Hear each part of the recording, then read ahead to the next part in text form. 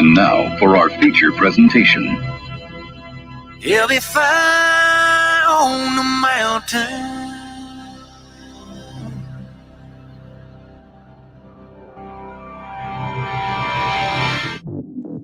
JB and Darren on the JB and Goldwater Show. Line drive right field, base hit.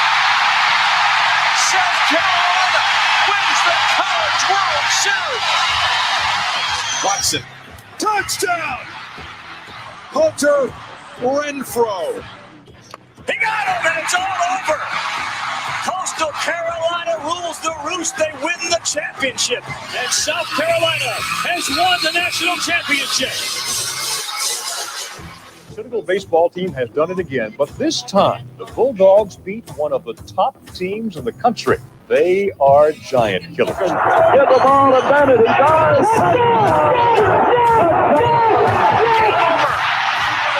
Gamecocks are in the Final Four.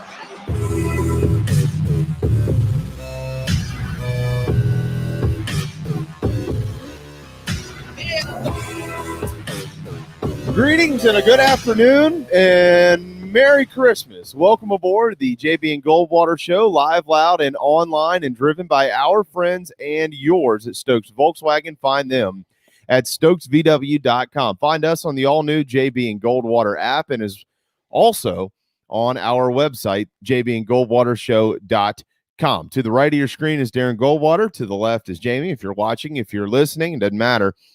But we're here until 2 o'clock today. The final time in 2020. We will return on January the 4th. Generally, that's not what radio shows can do, but when you own it, you can do whatever you want. This isn't generally your regular radio show. No, it's not. So Darren and I have decided we're going to do what a lot of you will do and take time with our families, and we'll return Monday, January the 4th. That will pretty much be after bowl season is complete.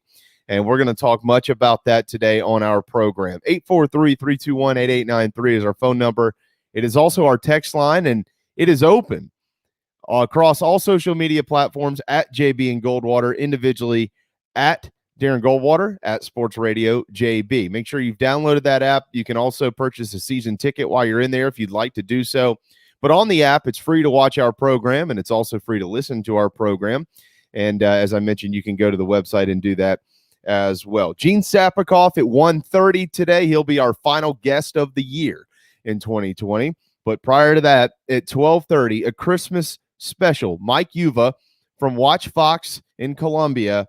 He will be joined by Nathan Harris Waynick, a walk-on running back commitment to the University of South Carolina. The video began circulating last night as he accepted the invitation from new head football coach Shane Beamer. And Mike Uva posted a story that he did about Nathan back in March. And since last night, both of these videos combined have gotten something like 60 or 70,000 views.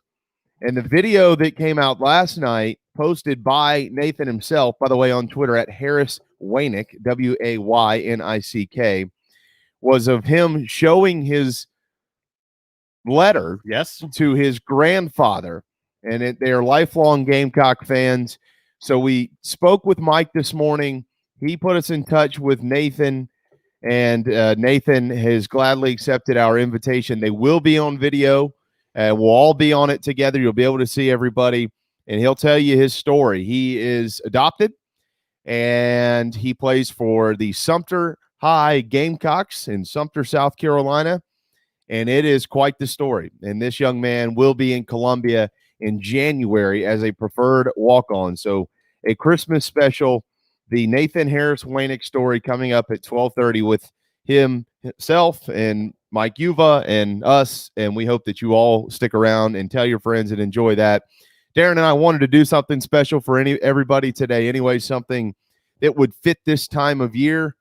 What fits better than the greatest Christmas present an athlete can get, right? Right, a good story, right? That's what you want, a feel-good story. 'Tis the time, 'tis the season for something to feel good. We all need something to feel good about, and this is a story that is I'm sure it's happened at times before, but to have it happen so close to home, it really is a great story. I mean, I'm getting chills just thinking about the story and the piece Yuva did, and the grandfather, as excited as he was, just in tears looking at that letter. I mean, that's what this stuff's about. I mean, that's what being a human is about. And look, it's our last show before Christmas, so we may as well shed some holiday cheer. Absolutely. Yeah, I did speak with Nathan on the phone for about 10 minutes this morning. Could not have been kinder, and gave me a little bit of the background of his family and himself and things like that. We spoke about his grandfather and his brothers and sisters and parents, and just a fine young man. What a fine young man. So really cannot wait for this interview to come up at about 12:30, 25 minutes away, right here on the JB and Goldwater show. And we look forward to speaking with both Nathan Harris Waynick and Mike Yuva on our program. I do have some baseball news to get to today. Do have a bunch more football stuff to get to as well. We will lead off, though, with we're going to call it breaking news, but we're going to wait for it to be official. But it certainly looks like it's headed that way. We have heard over the last couple of days this name pop up with the South Carolina football program. And according to Doug Samuels and footballscoop.com, South Carolina and Shane Beamer are expecting to add offensive line coach Will Friend from the Tennessee staff to his in Columbia. Will Friend has been on Jeremy Pruitt's staff for the last 3 seasons. He also is a really good friend, no pun intended, with Mike Bobo, who he previously worked with, actually out at Colorado State and at Georgia. And so they've known each other for a while. Actually, when Mike landed the head gig with the Rams in 2015, Will Friend was the first coach he hired, and he was the offensive coordinator and the offensive line coach out there at Colorado State. So since then, he's been back up in the SEC, up in Knoxville, and now it looks like, according to this report from Doug Samuels with Football Scoop, he will be joining Shane Beamer and Mike Bobo in Columbia. Now, don't misunderstand what I'm saying here. Mike Bobo is currently still a coach at South Carolina. That has not been confirmed that he will be moving forward, but according to the people that we speak to often around here and their reporting and some of our own digging, it looks like Mike Bobo has a good chance to remain on staff with the Gamecocks. Now, speaking of the Gamecocks, there is right now in Columbia, and I got this text earlier from Mike Yuva, as a matter of fact, so he'll address it coming up here in his segment, even though we will have Nathan Harris Waynick on the air with us. Mike Yuva will address the text he received. He also forwarded me much of this information that the players are meeting now. They're going to speak with Ray Tanner at 12:30. Last night, news trickled out that there could be some COVID issues in the Carolina football program, and we're learning today that it could be in jeopardy of playing the Gasparilla Bowl Saturday against UAB. Again, I'm quoting sources. I'm going to quote Mike Yuva on this. He has tweeted about it as well. So this information is out there, and others have it.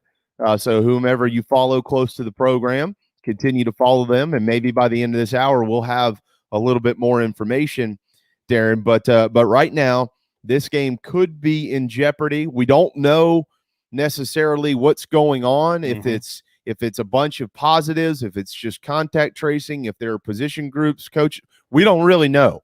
But we do know that the players are in a players-only meeting right now, and they're expected to meet with Ray Tanner, the athletics director, coming up in about 20 minutes. Right. So that's what we know. And then based on what has happened throughout the season, it's easy to connect some dots here. But it's important to wait and let's see. I mean, who knows what's being discussed in that players meeting, right? Exactly how it's being discussed and exactly what will be discussed with Ray Tanner. But it certainly doesn't appear as though it's trending in a positive direction. But we'll wait and see. We'll wait and see what happens, what comes out of these meetings. I'm sure Mike will have a little bit more when he's with us here in about 20 minutes. Yeah, absolutely. Yeah, it doesn't look great, but again, we just don't know. Yeah, I mean, we really don't know. I've actually texted a couple of people as well, and they don't either. Folks who I trust. So we'll see what happens. But as soon as we get some news on that, we're going to get it right out to you. Also today, the ACC the SEC announced their all conference teams. In the ACC, both Notre Dame and Clemson have 12 players listed on first, second, and third teams. That's a lot.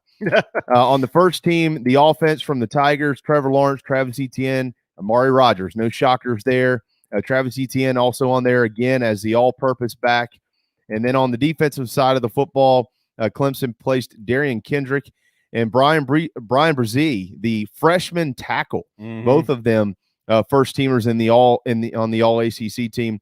The second team offense from Clemson, offensive tackle Jackson Carman, he made it, and so did Matt Brockhorst, guard for Clemson as well. On the defensive side of the football, Skowski, the linebacker, Andrew Booth at corner, and Nolan Turner, the safety, who will be suspended for the first half of their semifinal game against Ohio State because of targeting in the second half of the Notre Dame game on Saturday, but he is on that team as well. And then on down the list here, the third team offense, Cornell Powell, wide receiver from Clemson, has made it on the offensive side of the football. And what am I missing here? There's a bunch of honorable mention guys in there as well. Will Putnam, guard for Clemson, Cade Stewart, the center. He's made it. Miles Murphy, defensive end. Balin Spector, at linebacker. Mike Jones Jr., linebacker as well. Landon Zanders, the safety. And B.T. Potter, the place kicker, all have made the all-ACC team. So congratulations to those Clemson Tigers. And in the SEC, all right. Look, South Carolina has placed some guys on all SEC teams. First and foremost, on the all SEC first team defense, JJ Enagbare made it at defensive end, all right, which is great.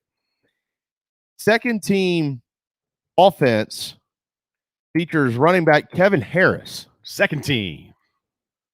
All right. The first team offense, no shocker, with Najee Harris at Alabama. By the way, remember, Kevin Harris led the regular season in rushing. That's right.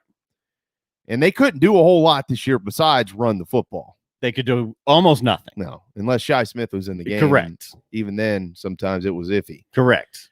But somehow, some way, Isaiah Spiller, who ran for 150 yards less than Kevin Harris in a pretty dynamic offense out there in College Station, made the first team over Kevin Harris. Okay. Sexier name, I guess. Okay. Look, I mean, if you're Kevin Harris right now, all right, you take all this, you bottle it up, and you say 2021 can't come soon enough. I did what I did on the field in 2020. I got recognized to a degree, but certainly it's a chip on the shoulder the size of something fairly large. Yeah. I mean, like I said to you as soon as you sat down, like, fine, Najee Harris. The Gamecocks offense was one-dimensional for the most part. So every single team the Gamecocks played had one goal in mind.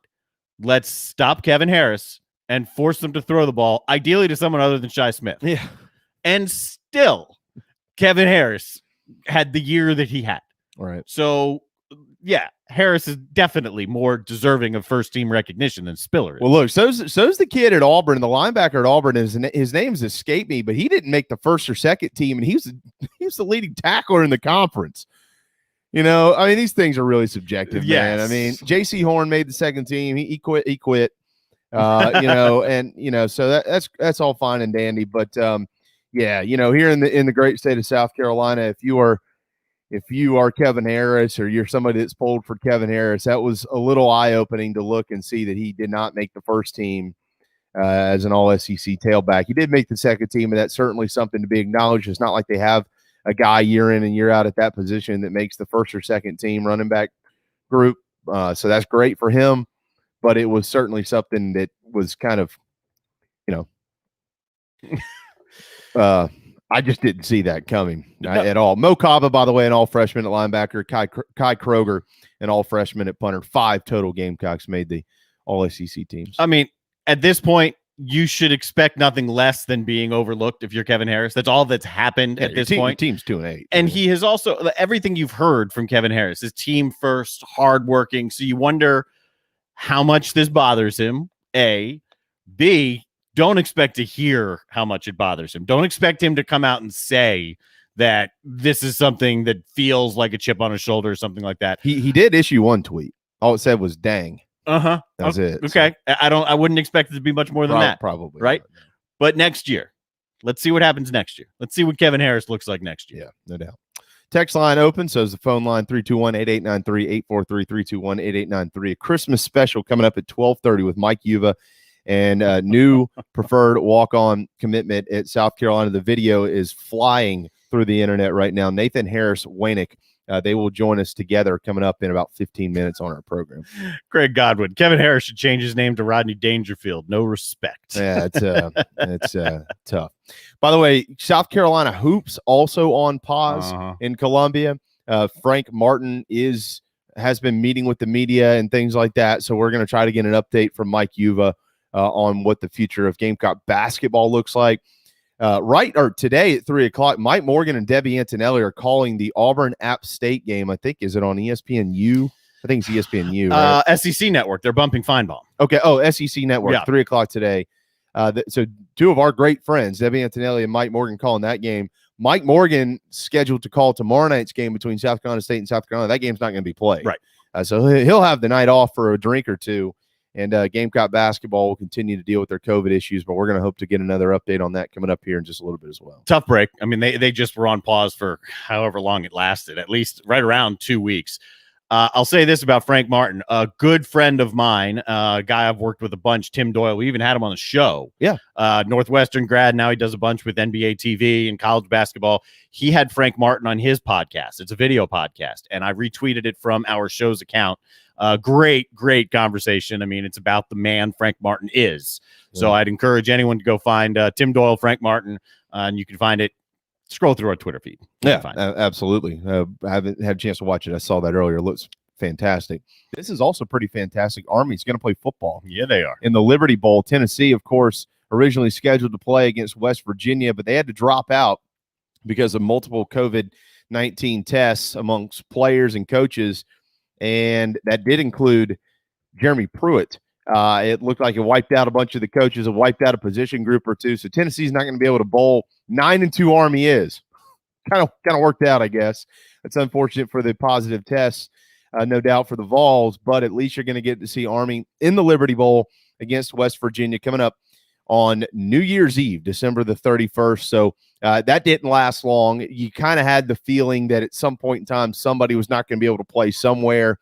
And it was just a matter of time once this news came out that the Black Knights would receive a phone call. They did, and they are going bowling. So West Virginia going to have a little bit of a different look with that triple option from Jeff Monken and the Black Knights, as opposed to what Tennessee would be able to field out there in their home state of Tennessee and Memphis. But it will be Army and West Virginia. So that was some good news yesterday for their football program. Yeah, and it's like we said, we expected it, right? We knew at some point a team was not going to be able to play. I don't think we expected it to happen in a day, but good for Army. They know where they're going, and now they can start preparing for that. No question.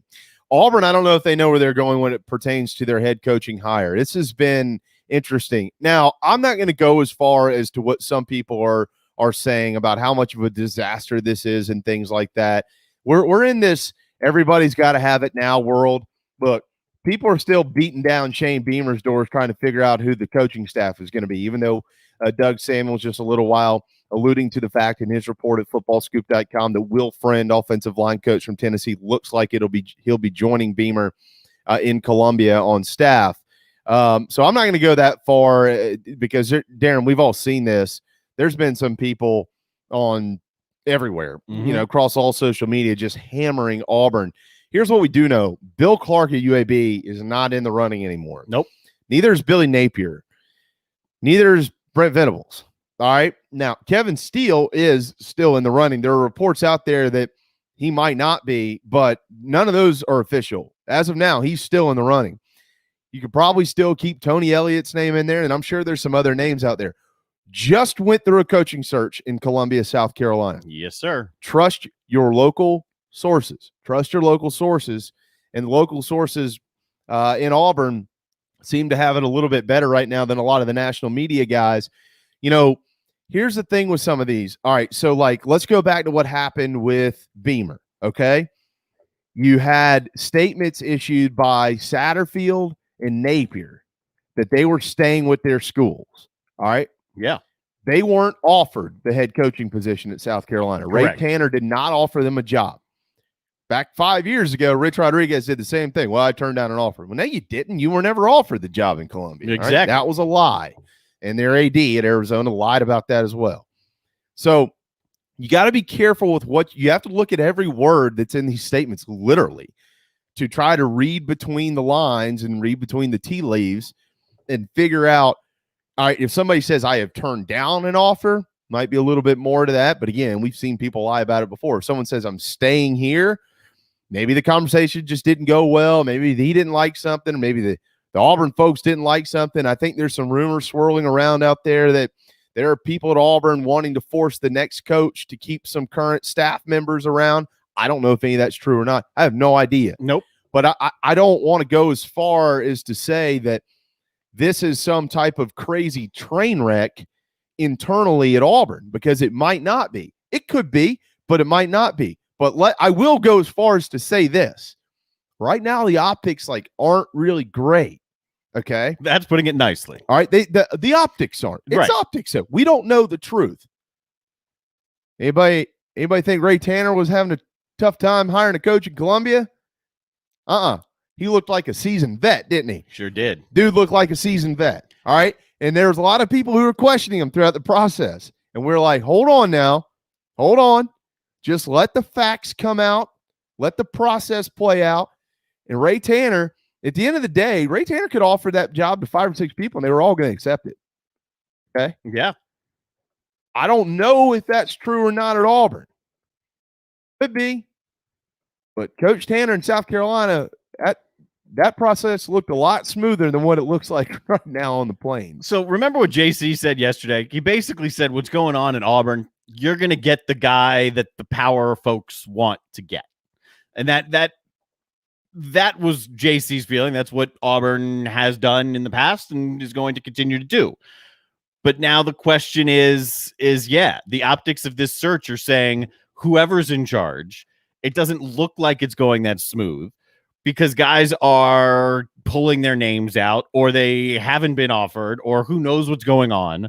But there's a lot more leaks. I guess that's a fair way to put it. There are more leaks than there were coming out of Columbia, because Ray Tanner, Caslin kept that thing tight.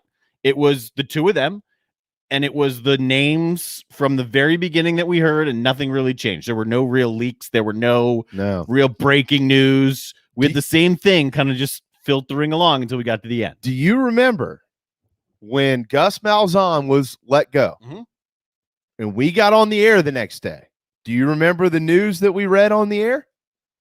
That it was Hugh Freeze? No. How Auburn was going to handle the search. Do you remember that?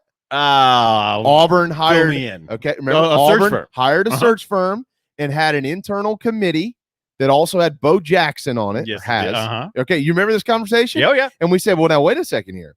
You got a committee, and then you got a search firm. You've got like 15 or 16 people involved in this thing. What did I say? Well, I tell you, I said they're going to be leaks. It's going to be a disaster. Well, I mean, look at it now. Right. And look, here's the thing. It might not be a disaster. It might not be at all. It could work out perfectly. Yeah, we don't know. They could hire Nick Saban for all we know. They could be working to bring Hugh Freeze in, or Lane Kiffin. I don't know what they're trying to do. I have no idea. But that the point is not how it's going to work out. The point is what it looks like. That's the whole point of my conversation, because people like you and I, like, our job is not to speak necessarily, like, we might bring rumors up because they're out there. Yeah. But it's not to speak on rumor. You might insert them into the conversation as part of the conversation, but we're not going to run our conversation off of rumor. No. We're not going to present rumor as fact. No. Not at all. That's right. not what we do. That's not what J.C. Sherbert does, or Mike Uva, or Gene Sapakoff, or any of the people that we talk to, for that matter. The people that you see on Feinbaum, the folks who are trying to do their job responsibly, almost all of them, aren't necessarily going to run out and create truth out of rumor. But the general public will, because what they hear and what they regurgitate, it turns into a chaotic nightmare. And that's exactly what we were referencing when this happened. And I'm sitting there thinking to myself, like, wait a second. Yeah, Tanner and Caslin, people wanted him to hire a search firm, which would have been a debacle. And then you got this. everybody's going to talk. Yeah. And look what it looks like. And they are talking, and they're talking to their friend, and then their friend is talking to someone else. And then all of a sudden you've got, hey, I know this guy who knows that guy, and I'm going to Twitter and I'm going to the message boards. The other day, here's our dog and duck. It's 12:20. Go get yourself a drink, by the way. They're 12-day of Christmas today. $6 chicken finger basket. It's incredible. The other day I was sitting at Dog and Duck. We're discussing the Carolina hire. And I kid you not, a guy sitting right next to me, his logic for why we should listen to what he has to say. Man, I used to work in restaurants in Colombia, so this is what's happening. It's like, oh, really? Yeah. The bar room talk. Yeah. Like, and you're that's like, fantastic. Okay. What do you know? I mean, I went to Alaska once. Does that mean that I know how the elves at North Pole make the toys? I mean, no, that's not what it means at all. I mean, and it turns into a nightmare from an optics standpoint. And then what ends up having, you end up taking a lot of your time having to manage behind the scenes leaks, misinformation, and things like that, as opposed to spending all of your time focusing on the process of finding the right candidate and coach for your program. And it's like have you ever seen Vegas Vacation with Chevy Chase, part of the vacation movies? They all went to Vegas. Living out there. And they're going through, and they're the Hoover Dam. They were touring the Hoover Dam, and there's all those little leaks in the wall from the whole water coming through the hole. That's what you're doing. You're taking all your bubble gum and trying to poke and prod every little hole and stuff it up and make sure no leaks come out. And every time you do that, another hole leaks. Yeah, and then the whole wall's getting a little bit weaker every time there's a new little hole that pops open. And you're going, let's get through this as fast as we can, or else we're going to be drenched in here. That's what happens when you have this type of situation going on like they do at Auburn. So I'm not hammering them at all necessarily in how the process is going. The process might be going exactly the way they thought it was going to go. We're going to talk to this guy. We're going to talk to this guy. We're going to see how it works out. Yeah, that's fine. That's all fine. These things are never perfect ever at all, especially in the middle of a pandemic and you got COVID to worry about and this, that, and the other. Like, everybody's process is going to be a little bit different. But when you have 10, 15 people involved in the process, and then they talk to a couple people, and it just becomes a nightmare. So obviously what Ray Tanner and Bob Caslin did in Columbia, whether you agree or disagree with the hire, which I think by now most people agree with it, they handled it perfectly. Yeah. There weren't leaks. Now, we had our show, other shows, we had a lot of good information to give out. Good, and you know what? None of the information was wrong. Nope. None of it. No. It was all good information. No, I'm very proud how we handled the entire search. I don't even mean us, like the people on our show. Yes. Like, they had good information. That's right. It's not the case right now at Auburn necessarily, so we'll see what happens. It is time for a timeout, though. It's our final day before Darren and I take a Christmas break, but a Christmas special up next. If you haven't seen the video, you're going to want to see this. Nathan Harris Waynick, the story originally done in March by Mike Yuva with Watch Fox in Columbia. We're going to play that video when we return. He is now a preferred walk-on for Shane Beamer. Dreams do come true this holiday season. A Christmas special with Mike Yuva, Nathan Harris Waynick, and yours truly when we return right here on the JB and Goldwater Show, protected by McFadden Pest Control. Is your old car really scary? Does it look dreadful or smell awful? Don't be frightened. There's never been a better time to trade in your spooky old car. Stokes Volkswagen just received a new shipment of the VW Atlas and VW Crossport. But here's what makes that even sweeter. Every new Atlas and Crossport is $3,000 off MSRP. How awful. Don't be frightened. There's never been a better available 0% financing. That's right. You get both the huge discount and 0% financing. So if you want to play trick or treat at other dealerships, that's okay. Come see us at Stokes Volkswagen on Ashley Phosphate or visit StokesVW.com. Stokes VW. Plus tax tag includes What's good, Nathan? Offer subject to lender approval. Expires I month. can't hear you. Merry Christmas! Keith Gunther here with McFadden Pest Control, wishing you all a happy holiday season. The only outdoors we want coming inside your home this time of year is the Christmas tree. McFadden Pest Control wants to make sure your family has a safe and enjoyable holiday season. And the best way we know how to do that is to make sure your homes are pest-free. We've been protecting the Low Country for over 40 years. Families trust us. We hope you will too. We're wishing you and your family a Merry Christmas from the entire McFadden Pest Control family. McFaddenPestControl.com. Family Bingo Night is back. All 3 Dog and Duck locations. Every Monday from 6 to 8 is the perfect time to bring the kids, have dinner, and play bingo. They've upped the prizes with retail store gift cards, gas cards, in-house cash cards, and kid-friendly gift cards like Nintendo, pizza, App Store, and more. Thanks for supporting local businesses like the Dog and Duck in Bell Hall, Ferry Road. This is former Gamecock quarterback Perry Orth, and you're listening to my friends JB and Goldwater.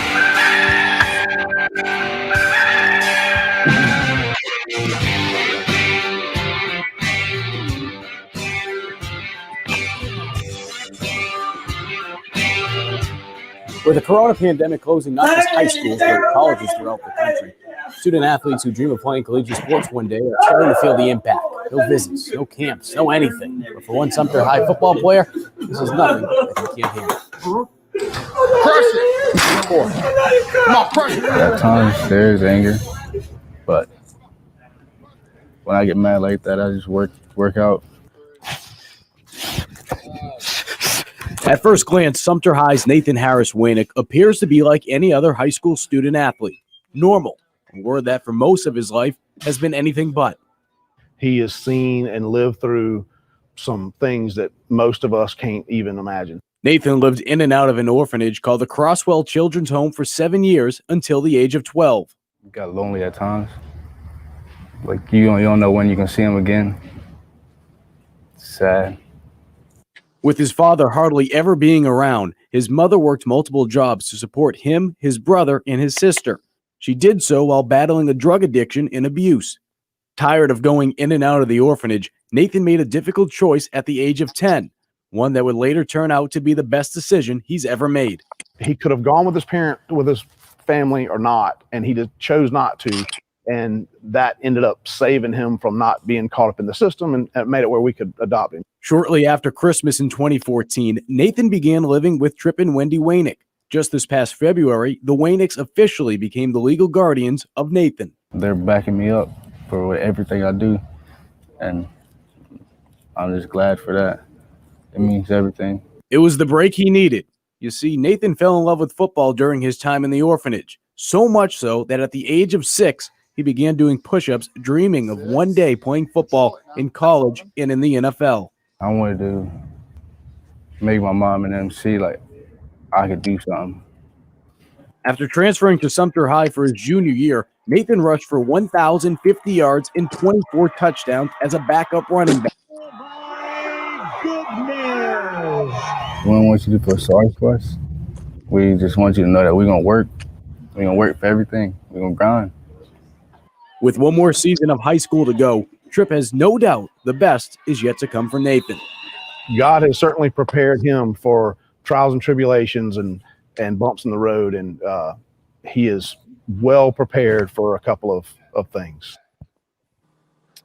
What a story. 12:33 here on a Tuesday afternoon, the final Tuesday before Christmas. Merry Christmas. Darren Goldwater, Jamie Bradford, and the two handsome gentlemen that are also on the screen.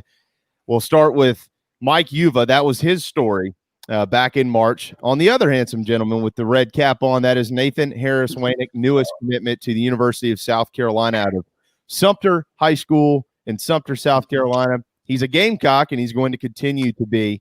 And he has been kind enough to hop on and join us today. And we're going to try to have some fun here, a Christmas special with Mike and Nathan and Darren and myself. First, Nathan, we're going to get to you in just 1 second.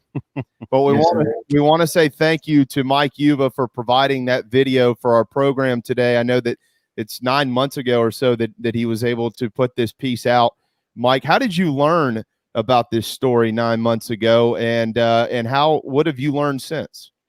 See, Nathan's not going to get this joke. I know you guys will laugh, and I know Wes Mitchell will laugh, but it all goes back to Village Idiot Pizza. Oh, it was our Nathan was honored as our weight room son hit of the week recipient. And not only did that happen in terms of Sumter getting 15 pizzas, but his father was one of the first people that reached out to us and said, hey, can we get an additional 10 pizzas? And Brian Glenn over at Village Idiot, of course, he was like, no, we'll take care of that. Don't worry about it. So when we went over there, I got Tripp's number and we stayed in contact. And then I just remember messaging Nathan and I said, hey, if there's anything I could ever do, just let me know. And that's not saying that, I'm Bill Belichick, Will Muschamp, Steve Spurrier, but just from some of the connections that I have from playing college football. And I said I wanted to be able to help him out.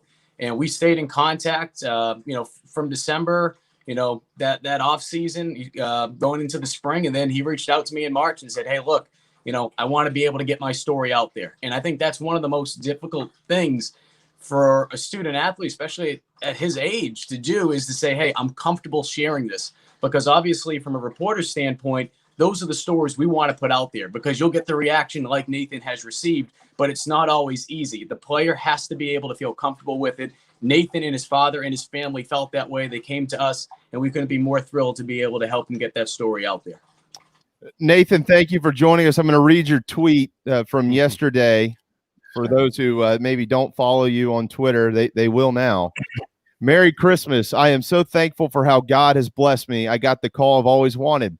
I'm so grateful to Coach Beamer for giving me a preferred walk-on spot. I am 100% committed to Coach Beamer and the University of South Carolina. I have been accepted academically and will be enrolling in a few weeks to begin my journey as a fighting Gamecock. Go Cox. Nathan Harris Waynick. P.S. This video is of me showing my papa, a 1972 USC grad, the news. The Waynecks bleed, garnet, and black. And we'll show that video in a minute as well, with your permission, of course, Nathan. How do you feel today, my friend? Over 50,000 views of that video. Yeah, I feel good. Excited, real excited. When Mike reached out to you 9 months ago, what did you think? Where were you in your career at that point in time and trying to play college football? It was like the beginning. Not many colleges was reaching out at that time, so that's why I did that. So more colleges would start hopefully reaching out. When did you become a Gamecock fan? You're what, 18 years old, right?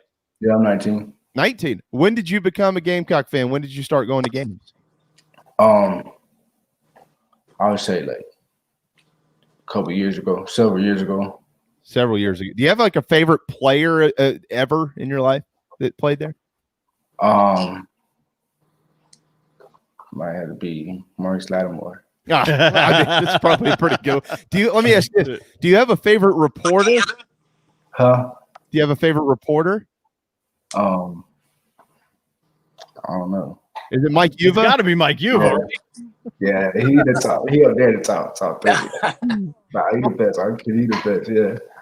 Mike, you're one of the everybody knows this, and you shrug it off, but you are one of the best in the business, is no doubt, and especially in this state. One of the things that you get the most joy out of is connecting with athletes on a very personal level. How do you compare this connection you have with Nathan to others that you've covered in your career? I think one of my favorite things is being able to do, not just do stories, but especially stories on football. And I don't know if I've said this on your program before, and I don't know if I've told this to Nathan, but a lot of people that do know me know that if I wasn't in the profession that I'm in right now, I would have followed the profession of coaching college football. And it's something that's really meant a lot to me. And being able to share stories, especially football players, is so important, because everyone has a story, right? Everyone has a story, and not everyone's, road to success is all sunshine and rainbows. And Nathan has been able to show that, and being able to put your head down, especially through a tough year. And I think that's one of the things that I'll always remember and look back at in terms of this story, is that here's a guy going into his senior year. He doesn't have the scholarship opportunities that some of these, blue chip players or some of these big name guys have.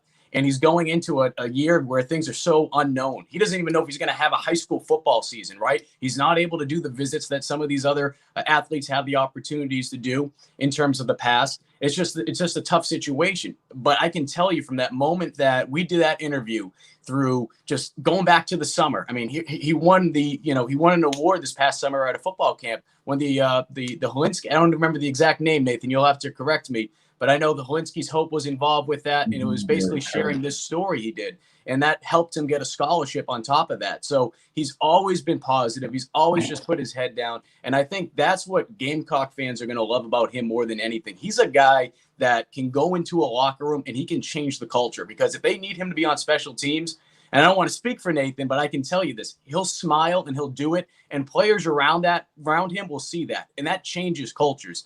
So I just cannot wait to be able to see him put that garnet and black helmet on, because I know this is something that he's always dreamed of, and he's just been, I can't tell you how good of a kid he is, though. And I don't want to say kid, I know he's a young man, but he is just such a good person, and he comes from such a great family. And I know Nathan will probably talk about this briefly, but it's only fitting that about 6 years ago, they brought him into their family. And I mean, you want to talk about an early Christmas present. I mean, just give me chills thinking about it. Let me ask you this, Nathan. You going through that story and watching Mike Yuva's piece, the one thing that really hit a chord with me was you made a decision when you were 10. Yeah. 10. You made a decision that you believed, and it's turned out to be true, to be in the best interest of you, to go in a different direction than your family. Do you remember that time? How clearly is that still in your memory, and how much is it driving you on a day-to-day basis? It drives me a lot. Like, that's one of the main reasons why I want to keep doing good right now. I'm gonna make. That's why this means a lot to me right now. When Shane Beamer when did you first speak to Shane Beamer, Nathan? I would say like last Saturday. What did he say to you? He had called me. He talked to me about how he watched my film, and he talked to Coach Barnes and Coach Barnes told him that I was a good player and stuff like that. He said he was trying to get me up there.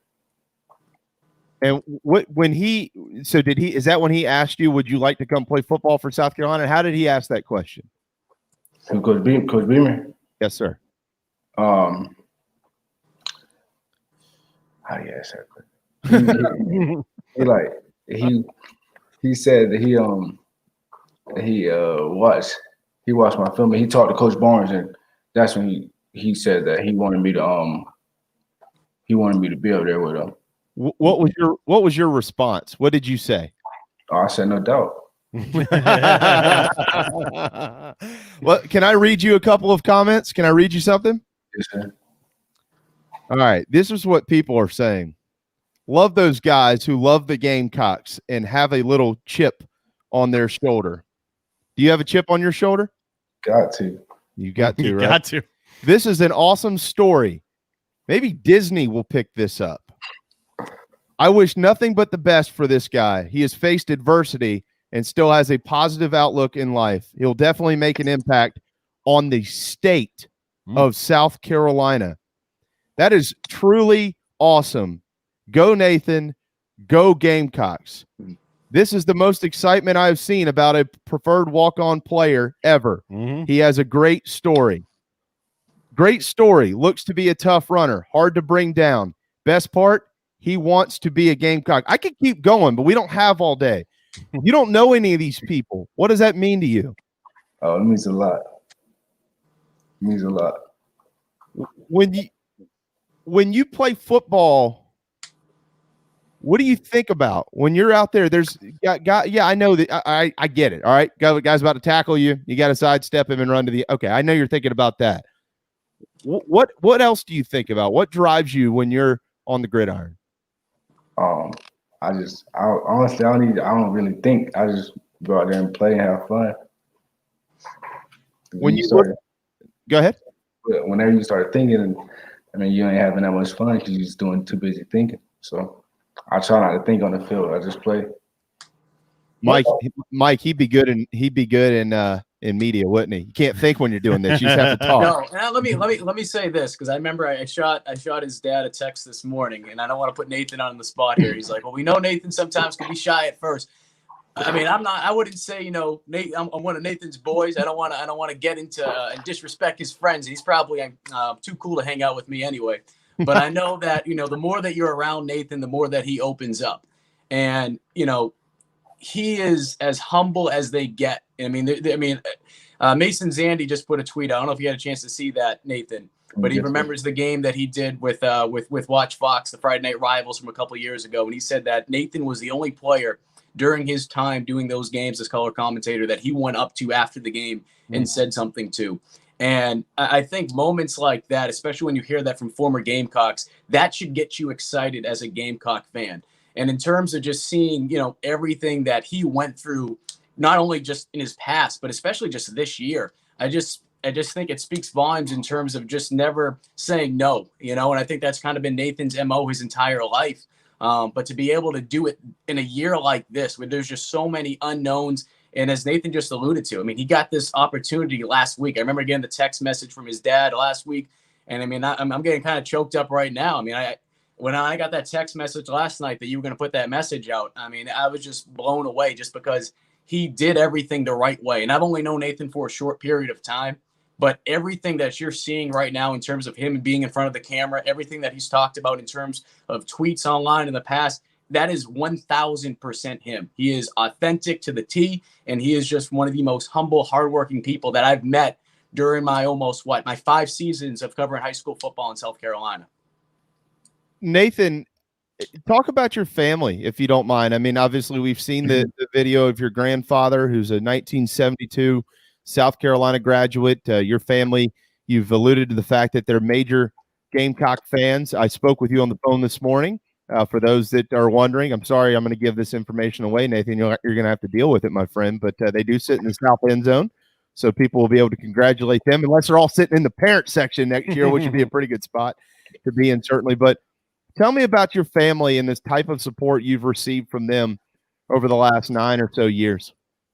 I love them to death. They my everything. Like, they behind me. They were always behind me to do anything, no matter what. Like, that's a big thing. 'Cause I can look on the sidelines on Friday nights and see all of them there. That's a big thing for me. In the video with your grandfather, he's clearly wearing a Carolina sweatshirt. I mean, has this been Carolina? I mean, in your heart and in your soul for the last couple of years? I mean, is there a place you could have imagined being better than South Carolina? No, sir. No. I mean, it's close to home. We Carolina, 100% no. You said Marcus Lattimore was your favorite player. Have you ever met Marcus? Yes, sir. I met him. I can't remember how long ago it was. It was several years ago. I was at Wilson Hall. I just got done playing. I was on JV at Wilson Hall, and he was watching somebody on. I think he was watching somebody on varsity or something, and I saw him and went and talked to him. What did you say to him? What did he say to you? I told him I was playing, and I told him I was playing football and I was running back, and I told him to keep an eye out for me, and told him my name, and he said he was gonna keep watching me. Have you heard from Marcus in the last 24 hours? No, not yet, but I probably will. I think you will, probably sooner than you think. What do you want to tell Gamecock fans about you? What do they need to know about you? Look, you're a walk-on. I got a feeling it's not going to be for much longer at some point in time. But what do fans need to know about you?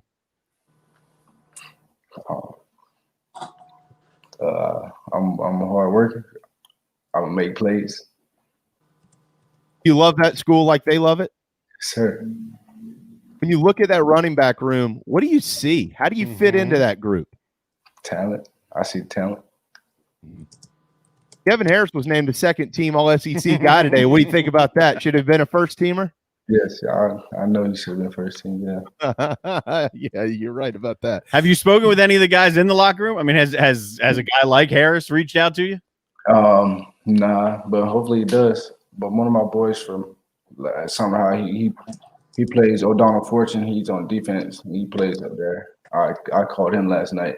We had talked about it. What did he say? He told me he was excited for me to be working with him, me to be up there with him. Mike, I want to bring Mike back into this conversation here. Mike, as the I have year nothing to do with this. I just put the thing together. Nathan's the one that put all the talent. You don't want to talk to some D2 has been. yeah, but assumption. Assumption. Yeah, by the way, Brian Kelly got the stadium named after him. I know so many people love Brian Kelly probably in the South, but back to the story. Well, but you did put this. You put all this together this morning because I shot you a text at about 7:30. And it was a Twitter message. I didn't want to wake Mike from his beauty sleep. But he was up, believe it or not.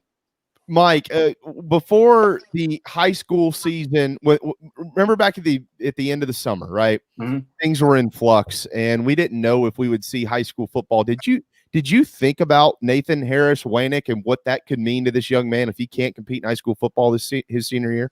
Absolutely. I mean, there's so many guys I think of in particular because you meet some of these athletes in terms of just their journey.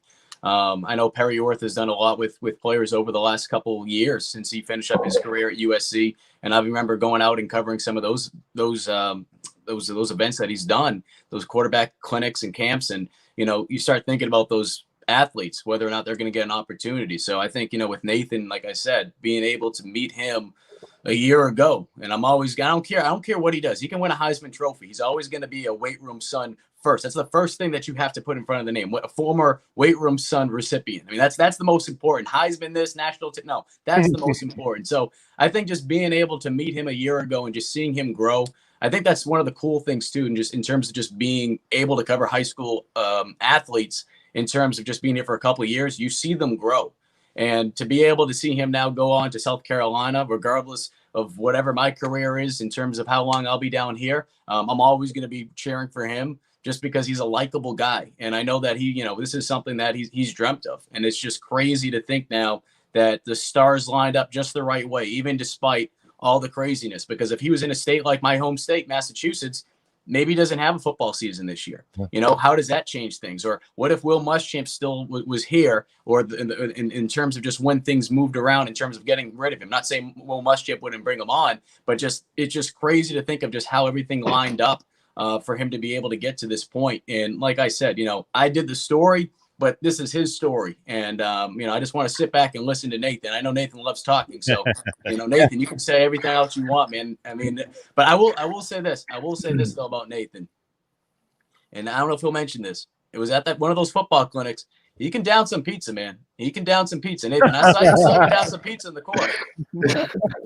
I've got a feeling since Nathan's going to be moving to Columbia in January as an early enrollee, he will probably end up at the Village Idiot at some point in time. No, as long as if he's enrolled, I can't. I don't want to get the NCAA in trouble. And if he does, Nathan paid for everything. He paid for absolutely everything. I don't need Steve Fink or Ray Tanner giving me a call. He paid for everything. He paid for everyone else's meals too. We're not saying we're buying. We're just saying. Oh, I know. I know. But you know how things get clipped around sometimes on the internet. So I'm just putting that out there. I want to make sure that Nathan is free from everything, and that Ray Tanner doesn't call me, because that's the last thing I need. Nathan, what are the names of your family members? Your dad, your mom, your brothers, sisters. What are their names?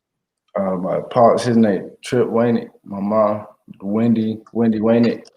And my little brother, Harry. His name Harold. We call him Harry though. And then Kendall and May. We call her May. Her name is Mary Ellis. We call her May though. Hey, that's okay. My daughter's name is Riley May, and I call her May every day. How many people are in the family? The picture when you were officially a part of the family, I lost count. How many people are in that family or the extended family? It's a lot of people. Yeah. Do you have to buy all their Christmas presents? I hope this is the only Christmas present you're giving them this year.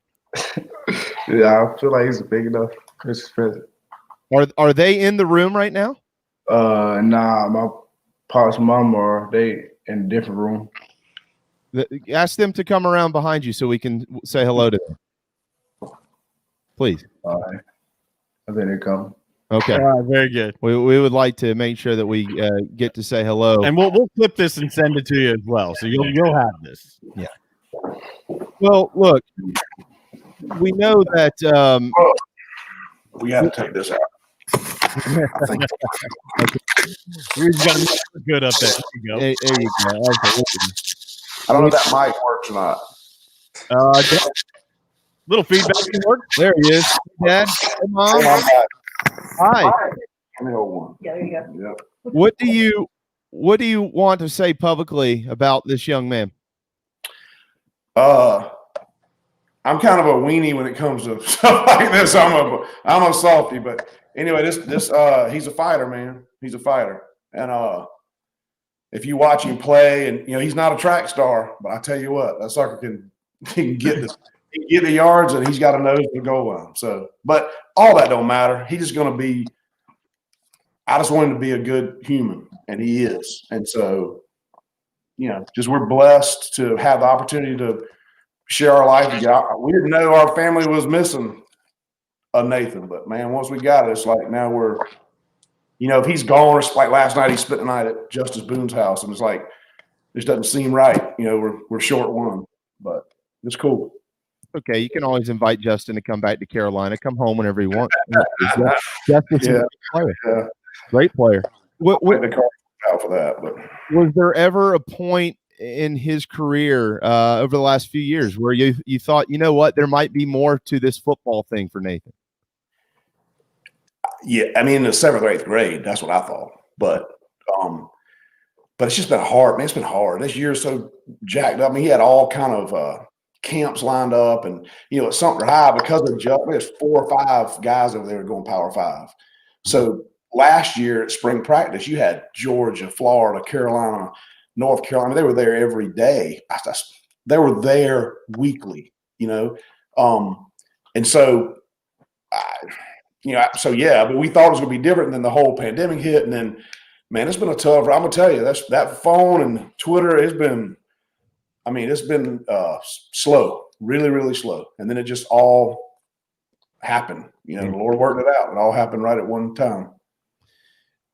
When those coaches were there at practice and things like that, what went through both of your minds? I mean, was there any pressure, or did you even notice them?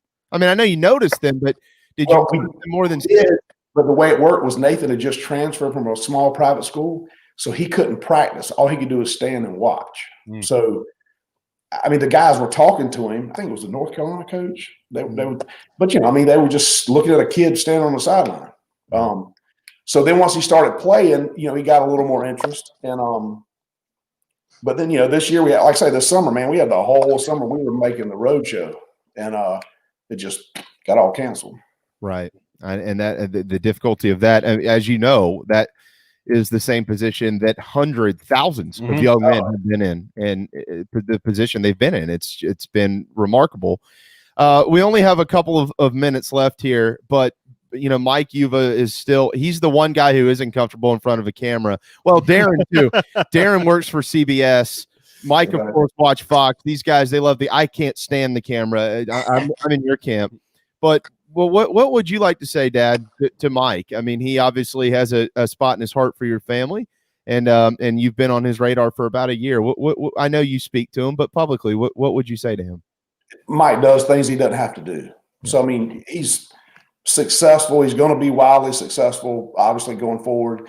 And I would submit he's wildly successful now from my perspective. But so he does things he doesn't have to do, which is that's what this world needs, right? Mm-hmm. We don't have to look alike. We don't have to say, I mean, he's a Yankee. I'm a redneck. That's right. and it works out. So I just think if this world could, if you disagree with somebody, it doesn't mean that you hate them. And Mike just goes out of his way to help, Yeah. I mean, that day he came over there to Apex when he did that thing. It was hot, and it was just started COVID, and he was looking at his phone, like waiting on him to get, they didn't know what was going to happen. Were they going to close the sports department down? Well, he had to go run to this press conference. And it was just, but he took his time. That was a hectic day for Mike. But he took his time and really poured his heart and soul into it. So it's just, he goes the extra mile, and I think people get rewarded for that, whether it's on this side of eternity or not. But I think people absolutely get rewarded for that kind of work. I can speak directly to you about this because my family is the same as yours. Our generations bleed garnet and black, and we've sat in the south end zone since they moved us there in 1996 from the north end zone where you sit. Right. Maybe not anymore, though. You might be in the parent section moving forward. But, you know, one of the best things in my life that we get to see 7 times a year, this year 5, but 7 generally, is at the end of 2001 when that team runs out of the tunnel and they come through the smoke, and it doesn't really matter what's going to happen on the field that day. It eventually matters, but at that point in time, it doesn't. All that matters is you get to see something you've just, that's a part of your family, you feel like, which is about 100 guys running out of a tunnel onto the field, and there's 80,000+ people cheering for them. When your son runs out of that tunnel, Dad, what will you feel for the first time? Man, you tell me. Honestly, for my daddy to be there, my daddy's. I mean, I remember Mike Hold at Clemson 22-21. I was there. Yeah. You know what I mean? So but I don't, man. There's no words for my daddy. That's all. Just to be there with him when a Waynick runs out that tunnel, that's going to be freaking awesome. I mean, awesome. And that was your dad in the video, correct? That was my dad. Yeah.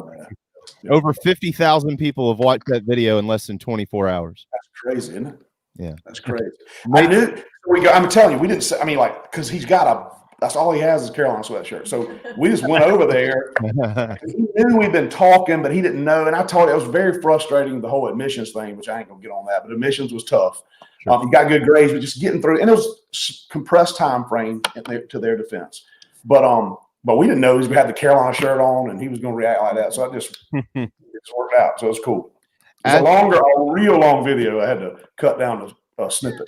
Well, you got it. You got it right. As a parent, what was your first impression of Shane Beamer? Dude, I'm gonna tell you something.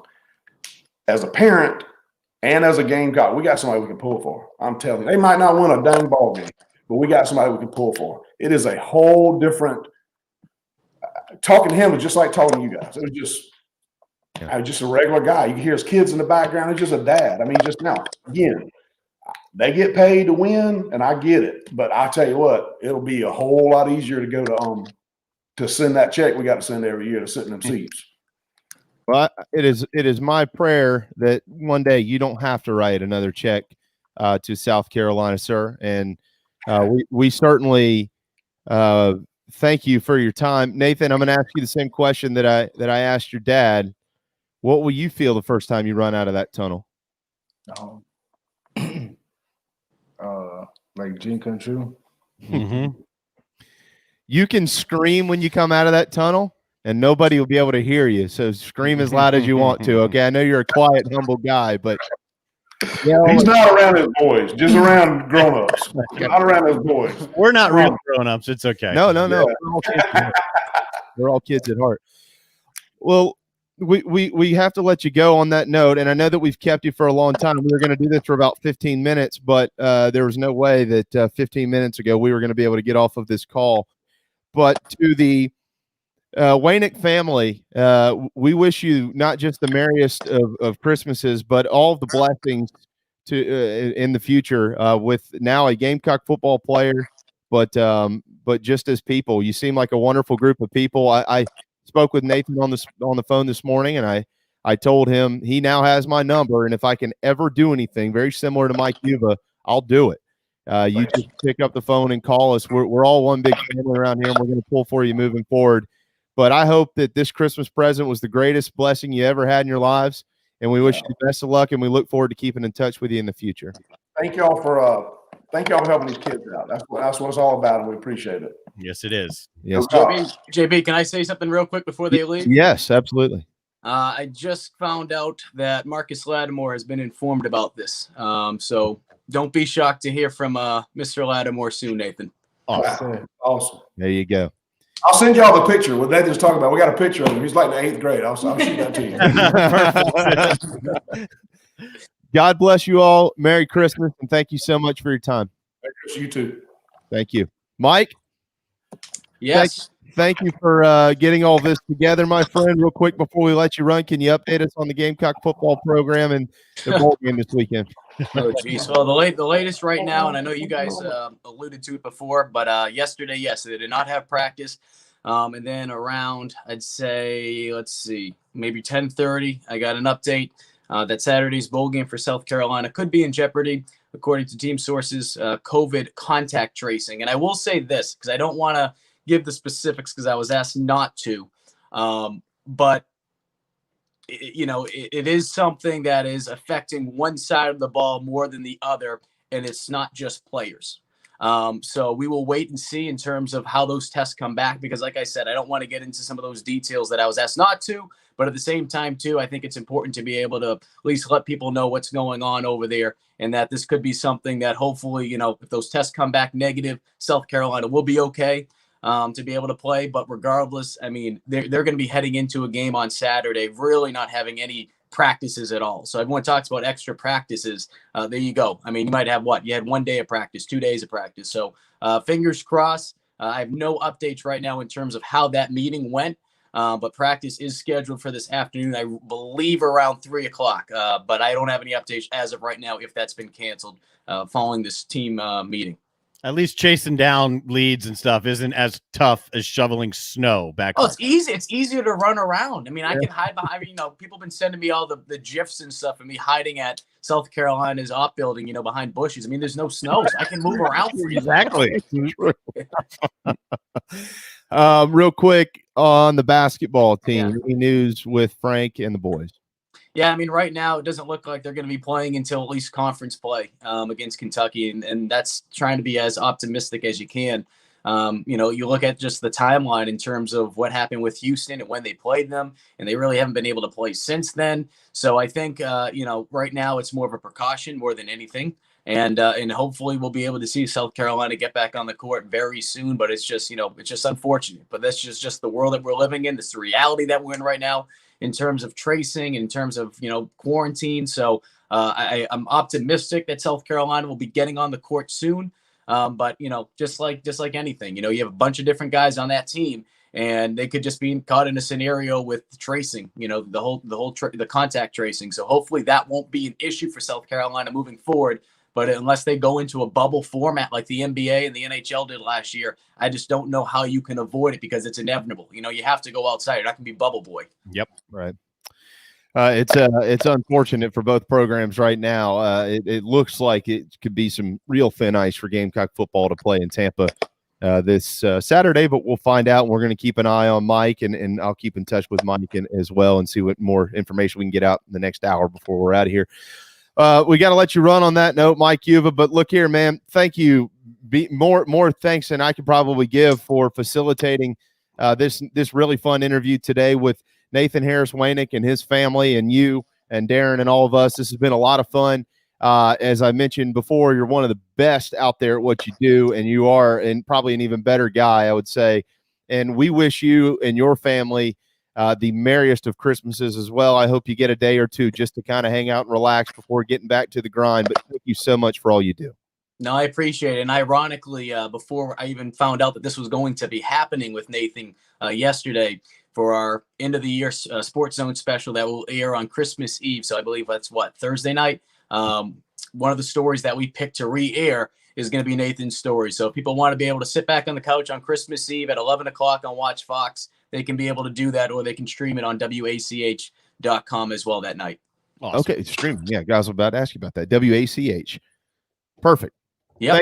Thank you, Mike. Have a wonderful day, my friend. Merry Christmas. Merry Christmas to you guys, too. Appreciate it. There you go. Mike Uva with Watch Fox. What a fun interview. I know that he's a very humble, quiet young man, but sometimes you don't have to say a lot to get the message across. And no, it's an incredible story. It's awesome what you did to follow up on that story and to be, to get that story out.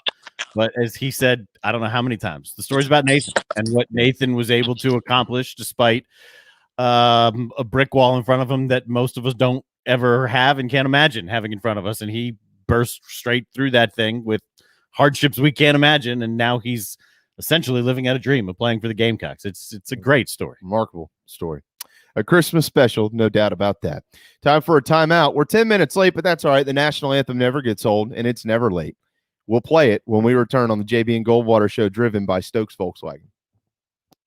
Merry Christmas! Keith Gunther here with McFadden Pest Control, wishing you all a happy holiday season. The only outdoors we want coming inside your home this time of year is the Christmas tree. McFadden Pest Control wants to make sure your family has a safe and enjoyable holiday season. And the best way we know how to do that is to make sure your homes are pest-free.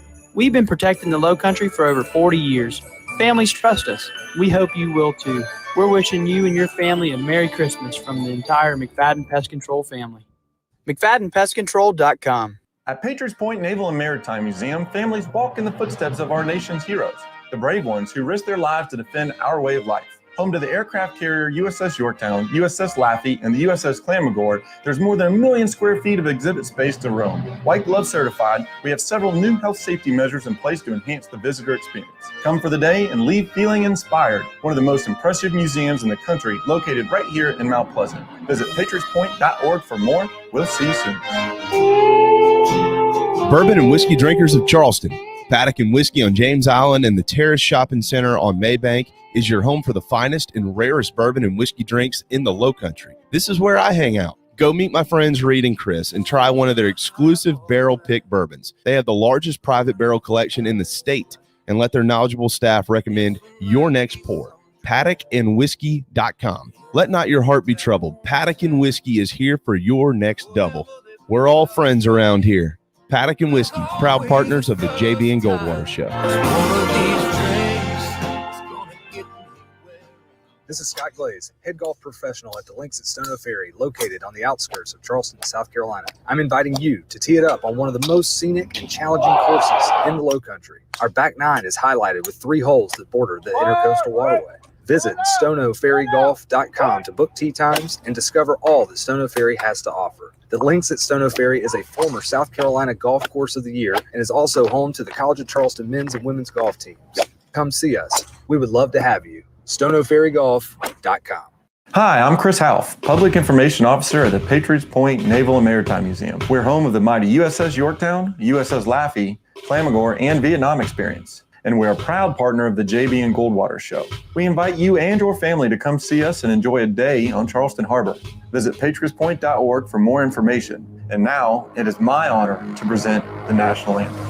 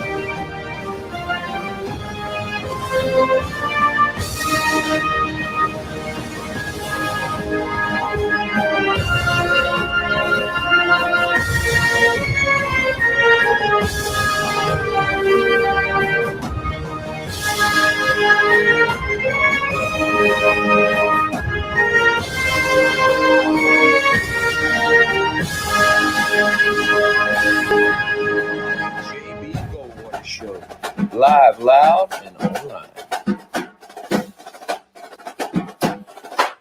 1:13, final 47 minutes of 2020 for the JB and Goldwater Show. Darren and I will be off until January the 4th.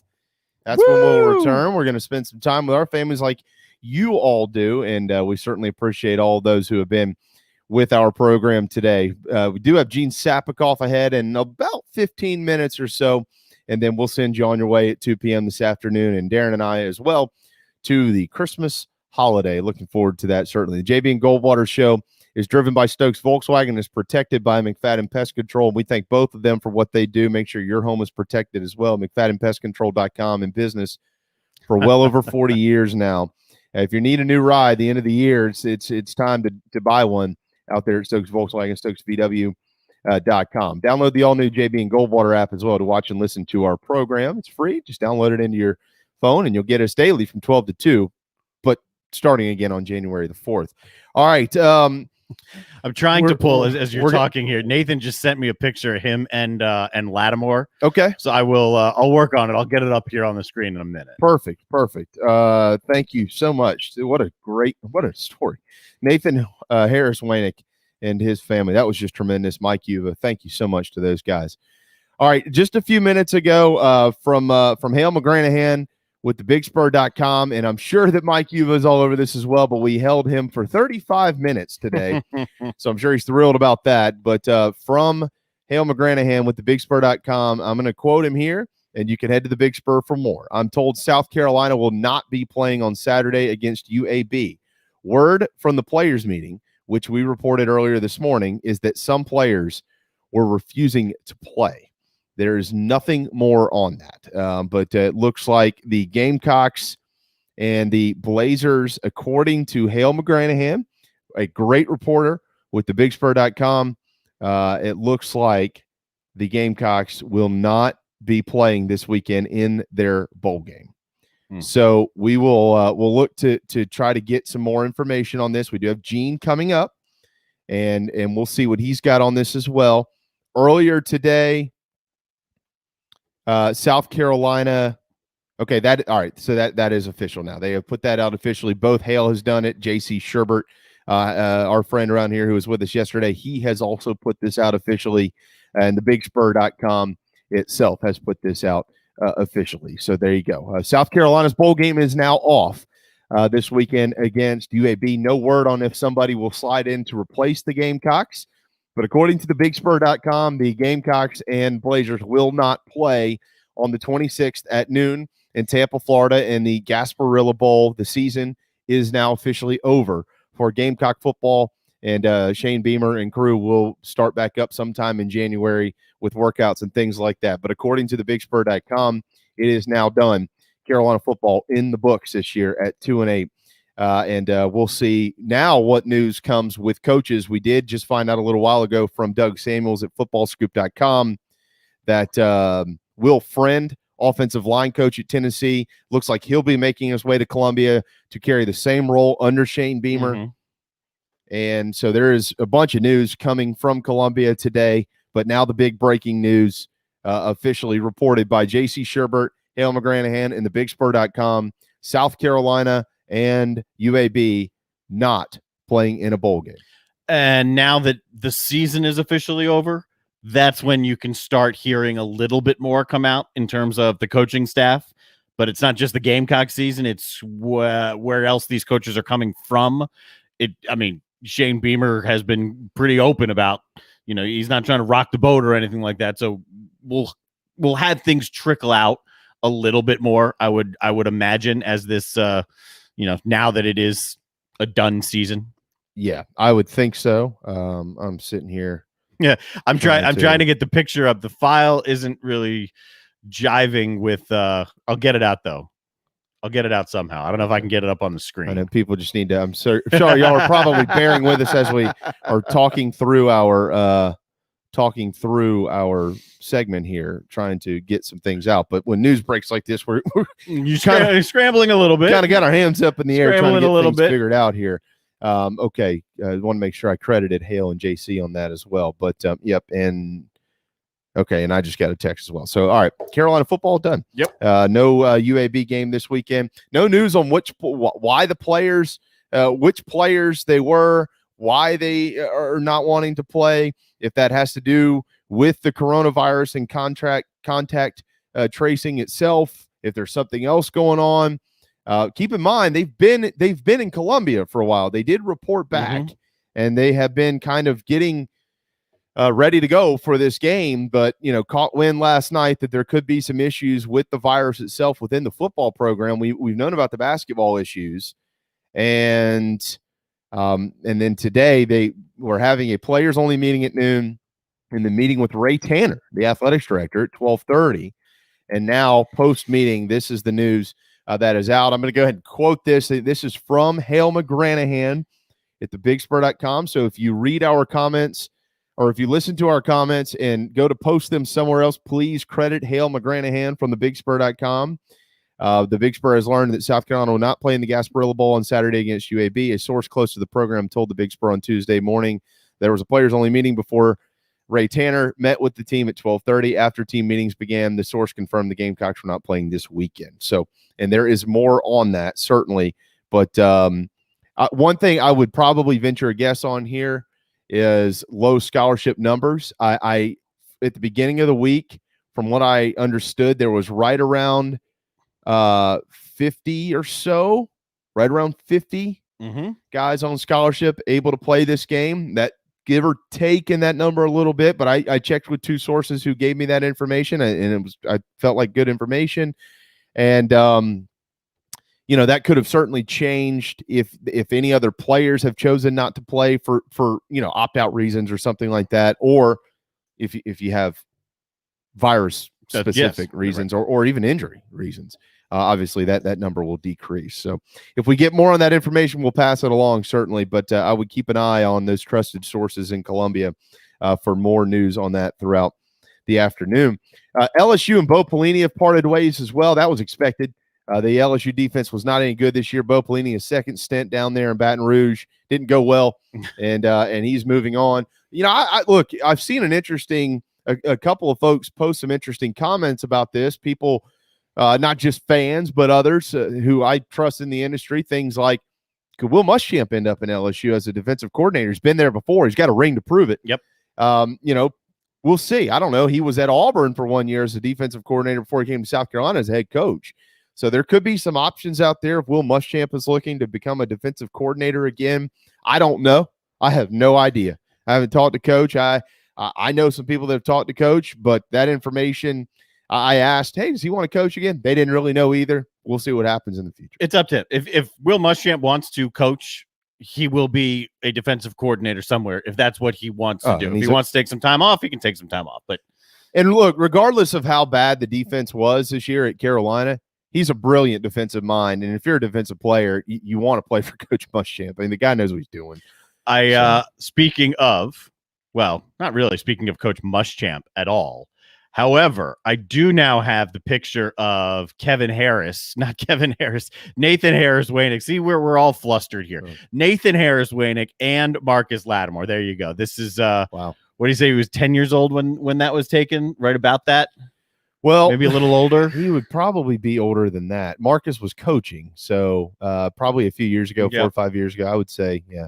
So I'm going to go with 13, 14, 15, maybe right, somewhere in there. It's a good picture. That's a great picture. Yeah. And I'm going to send Marcus a text here in a little bit as well and make sure that he sees this. But that is really, really cool.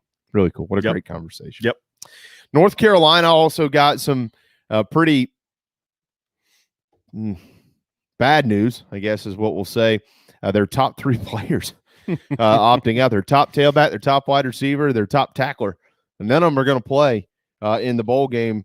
North Carolina does have Texas A&M in the Orange Bowl Saturday, January the 2nd at 8 o'clock. We're going to pick that game here in a minute, and none of those guys are going to be playing football for the Tar Heels. So that's quite unfortunate. It's so easy right now just to opt out. I mean, with everything that's gone on this year, with some schools deciding that they don't want to participate anyway, with others going but have guys who have, like in the past, NFL futures, and they're saying, hey, what's the point of playing in the bowl game? It won't shock me to see more and more and more of these. I don't think you'll see it for the major games. You certainly won't see it for like the playoff games and stuff like that. But for the bowl games, you're going to see more and more opt-outs. I think it's inevitable. Yeah, unfortunately. I think you're going to see more of that. But again, if you're just tuning in to the show, South Carolina first reported by Hale McGranahan of thebigspur.com, JC Sherbert of thebigspur.com, will not be playing in the Gasparilla Bowl this weekend. Also, more news out of college football, and not good news for Florida. Dan Mullen and the Gators have been handed some penalties and placed on 1 year's probation from the NCAA after they determined that the program violated recruiting contact rules on 2 different occasions in 2019. Mullen this is a report from Alex Scarborough with ESPN, was found to have failed to promote an atmosphere of compliance and will be banned from all off-campus recruiting activity during the rest of this year and this evaluation period. Nice timing. There's about 6 days left in the year, but whatever, NCAA. Dan Mullen arranged for an impermissible off-campus recruiting contact when he messaged the recruit leading up to and on the day of Mullen's visit to his high school. He admitted to having a 15-minute meeting with the recruit's head coach while the recruit was in the room, and they had a bunch of other stuff. The university did self-reported some level 3 violations and things like that. So Florida in a little bit of hot water. I'd say warm water with the NCAA right now. Yeah, it'll be okay. You know, like you just said, it's a nice time for that to happen. You don't like to see the headline that looks worse than it actually is for Florida, that Mullen got hit with a show cause. Yeah. You see show cause and your eyes kind of pop out of your head. But I think everything's going to be just fine down there in Florida. All right, and I just got this from Mike Yuva, who was just on with us a moment ago. Mike says he is, quote, told COVID tracing was a concern, but following a players-only meeting today and a meeting with Ray Tanner, some players did not want to play for interim head coach Mike Bobo. That is from Mike Yuva. So, you know, moving forward, I want more from that, and we will. Mike is going to get more from that, and guys that we trust we'll get more into that. But that, you know, we talked optics a little while ago about the Auburn coaching search. The optics of something like that doesn't look great. It certainly doesn't bode well for Mike Bobo that some players, again, like we were just saying, it's so easy to opt out right now. And if there is a group, however large it is, that said we don't want to play for Mike Bobo, then that seems to be problematic, certainly for Bobo and his future with the Gamecocks. But there's got to be a lot more to this, so we got to wait and see what else Mike digs up, what Cloninger digs up. Yeah, JC and the guys. Yeah, it's an interesting. You know, Mike Yuva wouldn't put that out unless there's truth to it, obviously. Oh, yeah. So, you know, adding that part on there, not wanting to play for Mike Bobo. I don't know how many players, don't know who those players are, don't know why they would not want to play for Mike Bobo in the bowl game. They just played for him to finish the year. I mean, they reported back to campus to play a bowl game. I'm not sure what changed. And it's a strain. Again, it's just this year, right? If this wasn't COVID, if this wasn't the pandemic that we've had this year, and if opt-out hadn't become like all the rage just in terms of a term to be used, right, this wouldn't even be an option. Right? Because you got an interim coach. I'm not going to play for the interim coach. That's fine. You can go, you're gone. Right. Right. But now you can't do that. You can't just kick guys off the team. I mean, players can't just sit there and say, I'm not going to play for that guy. That's not how this system works. No, it's not going to work like that either with Shane Beamer coming in. That's not how this works. Know, if Mike Bobo is retained on staff and somebody doesn't want to play for him, then they're going to have to move on and find something else to do. Shane Beamer won't play that game. Yep. That's just not happening. Period. The end. So, we'll see what happens here, but that is from Mike Yuva, so make sure you check him out on Twitter and our friends at the Big Spur as well. And Chris Clark with Gamecock Central also reporting no bowl game for South Carolina. So they're all on it, and Gamecocks season is done. Some good news from college football that we want to pass along to you here quickly. Well, I say it's good news, but it's sobering news. It's something that will be heavy on a lot of hearts next year. On 9/11, the football game between Air Force and Navy has been moved to September 11th in recognition of the 20th anniversary of the terrorist attacks on America. The academies have announced that today. It was originally scheduled for October the 2nd, but they're going to move it up. AD Chet Gladchuk from Navy says, quote, "We will use this nationally televised opportunity to reflect on the meaning of our freedom and the competitive spirit of our nation. Two service academies coming together to display our strength of unity and our determination to forever persevere."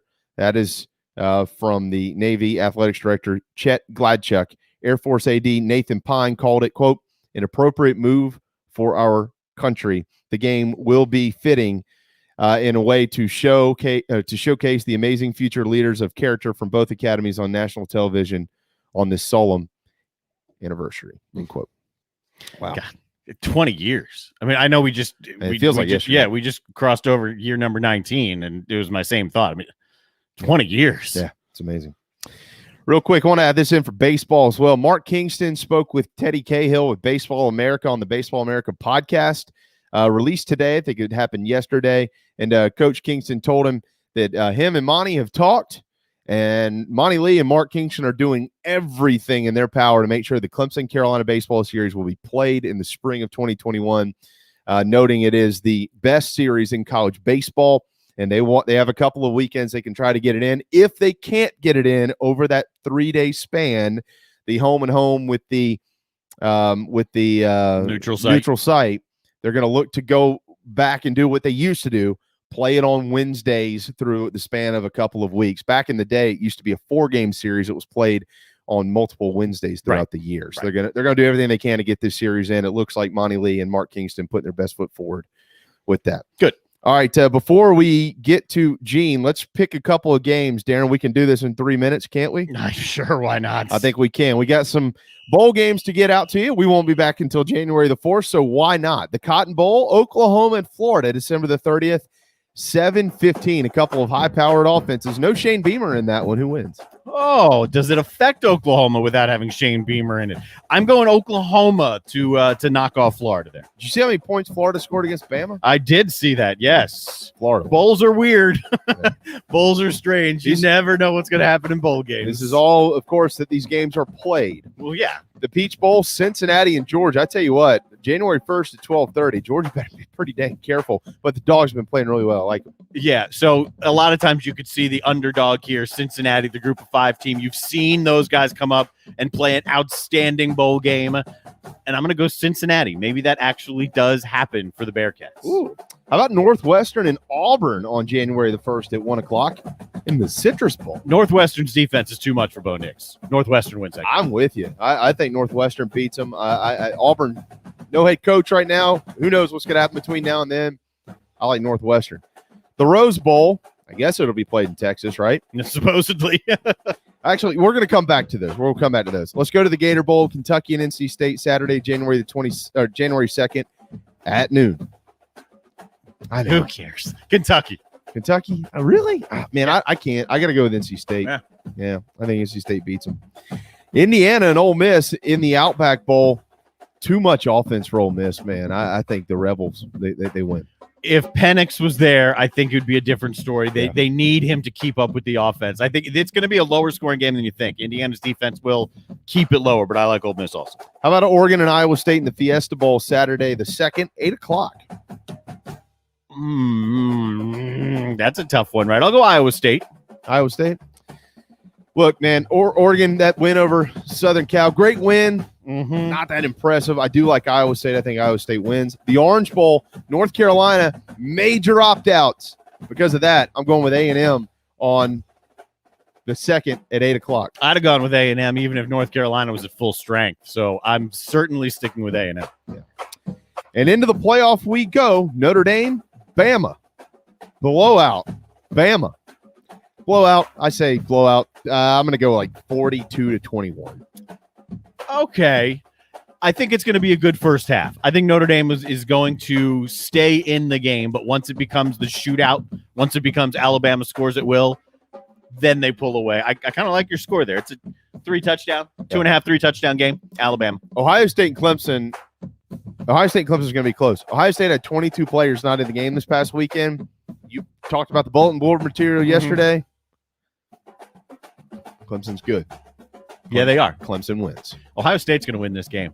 The more I see it, the more I'm kicking back thinking, you know what? How many times has Gene Sapakoff said Ohio State at the end of last year when they lost, there was this feeling we want them again? Ohio State's going to come in there healthy. They're going to come in there rested. They're going to come in there with a plan. Dabo Swinney keeps putting out bulletin board material like it's easy to prepare for them because it's only 6 games worth. Ohio State's going to beat them. I'm staying with Clemson. Clemson and Bama again. in the national championship. All right, time for timeout. Don't forget our friends at Patriots Point. Don't forget our friends over the holidays over at DB's Cheesesteaks as well. They'll be open throughout the holidays. Head to dbscheesesteaks.com for their entire menu, patriotspoint.org. Get family in town, white glove certified. Go see the museum. They will space you out over there. It is really cool to see if you got family around who've never seen it. patriotspoint.org for more. Gene Sapakoff wraps 2020 on the JB and Goldwater show when we return. Is your old car really scary? Does it look dreadful or smell awful? Don't be frightened. There's never been a better time to trade in your spooky old car. Stokes Volkswagen just received a new shipment of the VW Atlas and VW Crossport. But here's what makes that even sweeter. Every new Atlas and Crossport is $3,000 off MSRP. Plus, every 2020 Volkswagen is available with 0% financing. That's right. You get both the huge discount and 0% financing. So if you want to play trick or treat at other dealerships, that's okay. Come see us at Stokes Volkswagen on Ashley Phosphate or visit stokesvw.com. Peace and love at Stokes VW. Plus tax tag includes $399.50 closing fee. Offer subject to lender approval. Expires month end. Merry Christmas! Keith Gunther here with McFadden Pest Control, wishing you all a happy holiday season. The only outdoors we want coming inside your home this time of year is the Christmas tree. McFadden Pest Control wants to make sure your family has a safe and enjoyable holiday season. And the best way we know how to do that is to make sure your homes are pest-free. We've been protecting the Low Country for over 40 years. Families trust us. We hope you will too. We're wishing you and your family a Merry Christmas from the entire McFadden Pest Control family. McFaddenPestControl.com. Family Bingo Night is back. All 3 Dog and Duck locations. Every Monday from 6 to 8 is the perfect time to bring the kids, have dinner, and play bingo. They've upped the prizes with retail store gift cards, gas cards, in-house cash cards, and kid-friendly gift cards like Nintendo, pizza, App Store, and more. Thanks for supporting local businesses like the Dog and Duck in Bell Hall, Park West, and on Clements Ferry Road. Marv! Harry? Why the hell did you take your shoes off? Why the hell you dressed like a chicken? The JB and Goldwater Show. From a treehouse?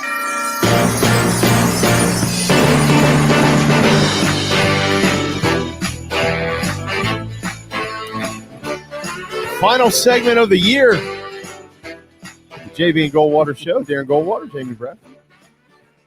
Thanks thus far to Mike Yuba and Nathan Harris Waynick. What a story it is. The now preferred walk-on at South Carolina. That was so much fun to do in the first hour with the young man from Sumter, South Carolina, and of course Mike Yuba, one of the best out there in television up in Columbia at Watch Fox.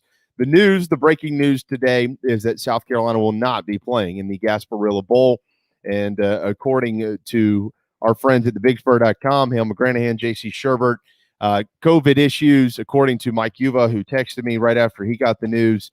It looks like, in addition to that, some players not wanting to play for interim head coach Mike Bobo, but nothing more on that as of now. We'll bring in Gene Sapakoff. Gene has the distinct honor of being the final guest of the year on our program. We'd have it no other way with a local Charlestonian. Hey, my friend. Well, who the heck's in the Gasparilla Bowl? That's what I want to be. That's what I want to know. As a ticket holder to the Gasparilla Bowl, I mean, is Charleston Southern the Citadel? Can we get them ready? What's going on? Isn't that such an interesting time too, Gene? Like, who the heck? I'd rather kick off on Christmas Day than on noon the day after Christmas. Like, nobody wants to travel Christmas night like that. That's brutal. As one who has traveled on several Christmas nights and who spent last Christmas Eve and Christmas Day on the bowl travel circuit in Arizona. So, yeah, you're right. Because seriously, if you can play on Christmas Day, you can get the players and families back by sometime Christmas night for some semblance of a celebration that's normal. So, yeah, you're right about that. Did you kind of expect this a little bit? Like, go ahead. I'm not going to lie to you. We had to start planning to send David Cloninger, when it found out the Gamecocks were going to be in this game. And I said, let's hold off on any reservations until the last minute. I really don't know if this game's going to go off. And as you saw, that's not like a brilliant prediction by me. As you saw various other games falling by the wayside. I thought the Gasparilla Bowl was shaky to begin with. What would you make of Mike Yuva's report here just a couple of minutes ago that yes, there's COVID and tracing issues, but some players have said that they didn't want to play for Mike Bobo, and that was also one of the reasons. I mean, if it's not a COVID year, this isn't even an option. But hearing something like that, what's your reaction? I like Mike, but tell me that players were going to refuse to play for Mike Bobo or that they didn't want to play for Mike Bobo. Those are hugely different things. Well, I mean, that's right. I don't really want to go play in a lame bowl game for a lame duck coach is a lot different than saying I refuse to. So I would, that's not the kind of report I would have run without more clarification. Yeah, well, and that's a great point, and we referenced that. We did speak with Mike earlier before this report actually came out. He sent it to me, and we said the same thing. Let's wait for some clarification. It might not be anything directly tied to Mike as a human or as a coach. It might just be, I don't care who it is. I don't want to go play for somebody who's not going to be the head coach come January. Yeah. Yeah, we just don't know. Like when you say I don't, want to, that sounds like, I really don't want to go play in a bowl game on the day after Christmas. I mean, that's what I don't want to means to me. I refuse to, and we're not going. That's a different thing. That's a boycott, a protest or something like that. So I'd want to know which one of those two it is. Well, but I suspect that it's mostly COVID anyway. I'm with you. I mean, and you have to you have to read the tea leaves, Gene. That's a great point. I mean, we got the news this morning that 3 of North Carolina's top players are, quote, opting out of the Orange Bowl against A&M. That's not opting out. What are you opting out of? You didn't test positive for anything. You don't want to play. Just say we don't want to play. Well, yeah, and I think the whole thing started like 4 years ago or something with Leonard Fournette and Christian McCaffrey were like the first stars to do that. And it's gotten bigger and bigger, and you just really wonder how far it's going to go, and could even have something to do with expanding the playoffs, because except for those 2 semifinal games, there's just nothing real meaningful out there for anybody. Yeah. Gene, we're gonna come back to the playoff in a moment. We're gonna talk a lot about Clemson. We're gonna talk about the Heisman Trophy. I do though want to get your thoughts on the Auburn coaching job right now. Darren and I discussed this earlier as it pertains to what the process was like at South Carolina. I don't really care what anybody's opinion is as to whom South Carolina hired. I'm talking about the process. And when they let Gus Malzahn go, Gene, it was announced that Auburn would have a search firm, like a real firm, not a consultant, a search firm involved in this. And then also, I think it was an 8-person committee that did include Bo Jackson, pretty good player. Best poster, by the way, in the history of sports. But that's a lot of people to be involved in a coaching search. And what you're seeing is the optics of this are bad. We don't necessarily know behind the scenes what's going on. It could be just like they thought it would. It could be very smooth. We have no idea. But because so many people are involved in this, the optics just don't look great. Can you compare these two searches and what we've seen over the last month? You really put that well, Jamie. I can't say much better than that. But when you have a professional search firm, one of the reasons you're doing that is kind of to get things to run as smoothly as possible, keep things confidential, and so forth. Up till this second, it looks a little shaky. Now, if Auburn in the next 24 to 48 hours gets a coach that appears to be a good fit, I guess it's okay. But as of this point, things are a little too fluid for me if I was an Auburn fan. Now, I will say that some of these names that have been thrown out there, including Brent Venables, I'm not sure there's a lot of credibility to that. Reportedly, they're interested in talking to, and Brent Venables has said he's staying at Clemson. What do either of those two things mean? They're interested in talking to him. He was an in-house candidate. Does that mean he's a real candidate? And that he said he's staying at Clemson? Well, he said he's staying at Clemson every day since 2012. So I don't know if that's big news either. That's a great Yeah, point. I mean, I'd want to talk to, Nick Saban, but it's not as though it's going to happen. No. Yeah. Who do you think they should talk Yeah, to? I mean, yesterday afternoon, I mean, it looks really like a lot like UAB head coach Bill Clark was the guy. Yep. So I don't know what's really changed since then. Maybe they want to kick the tires on a few other things. When you get a committee, they're going to justify their salary and check around, that's for sure. So Auburn has always had more hands in the cookie jar than any other, or as many hands as any other school that there is.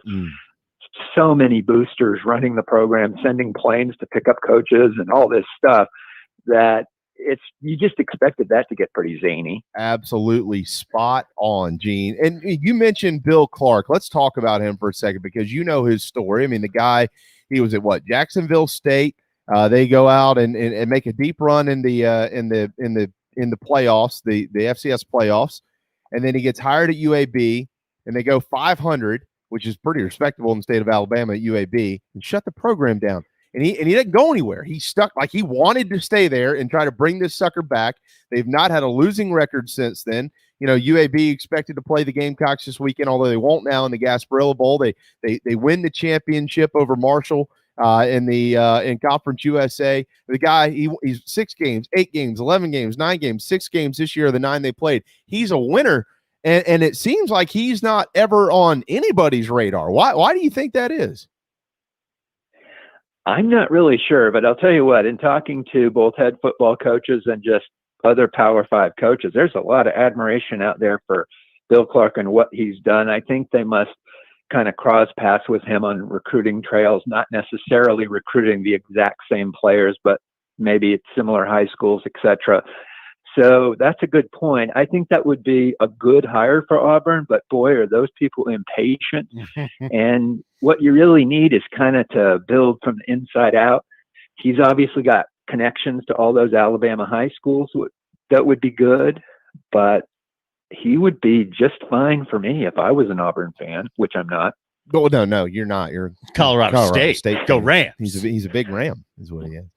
Well, yeah, and that's right. And yeah. And we'll leave it there. Gene, who Auburn? All right, let me ask you this. I'm gonna ask this a different way. So I spoke with somebody on the phone yesterday, just kind of jabbing back and forth about this job, and he said to me, he said, I think Auburn is the most difficult job in the SEC. And I kind of raised my eyebrows like, well, you know, Vanderbilt's out there, right? I mean, but what he was saying was, hey, look, man, when you're Auburn in the state of Alabama, like everything you do gets compared to Alabama. Like you could literally lose 11 games, but if you beat Alabama, you're probably going to be back the next year. There's a couple ways to look. I mean, yeah, you get paid a lot. You have all these facilities. You're in the SEC. Okay, that makes it a great job. But is that a fair statement to make that it is maybe one of the more difficult jobs in this league because Alabama is right down the street? I think you'd have to say that at least right now. I mean, Alabama, between like Gene Stallings and Nick Saban, went through some down times. And so, you know, maybe Auburn wasn't as difficult right then. But overall, you are right. And Gus Malzahn, to use an example, that guy always seemed to be a week or two away from just complete glory, and we're in the playoff mix, to right on the hot seat. And that was just amazing to see that kind of stuff. But that's how it was almost every season for him. That backs up your comment right there, Jamie. I mean, if you're 2 weeks away from the playoff and you're equally far away from being fired, right? Then it's one of the hardest jobs in the SEC at the moment. What type of coach fits Auburn, Gene? Like in saying everything we've said, you know, who should be on this list? Who do you think can realistically handle this job? I'll tell you what, you'd have to just really drill down to a few people because you have to be a tough person and quite an accomplished person, and then to somebody that's going to be able to have the self-confidence to be able to block out all these crazy interlopers and thumb gangsters and real powerful boosters that really do have sway there at Auburn. That's a tough deal, not to mention developing and recruiting good football players. Gene Sapakoff, Post and Courier on Twitter at Sapakoff, 7-time Sports Writer of the Year in the state of South Carolina. Is it a sitting head coach? How about Lane Kiffin? How about Tom Herman? These are names that have been rumored for other jobs. Are they guys who you think, with all the names that have been mentioned thus far for this Auburn job, who apparently are staying where they are, or what, their statements, well, I'm not leaving where I am. Okay, we don't really know what happened in the interview process. Those are much bigger names. Could they go get a guy like that? I suppose if they threw enough money at it. And but I'll tell you what, a guy like Matt Campbell at Iowa State, the last time they went to the state of Iowa, they got Gene Chizik and he won a national championship. I would look at somebody like that. But I still say the best available coach out there is Tony Elliott. I just think he's going to be a tremendous head coach for all kinds of reasons, and that I'm really surprised somebody doesn't throw a lot of money at him, though I do believe that he's quietly turned down opportunities to interview at some places over the past few years. So speaking of Elliott, then, we haven't talked to you since Clemson beat Notre Dame, whatever happened last weekend as well.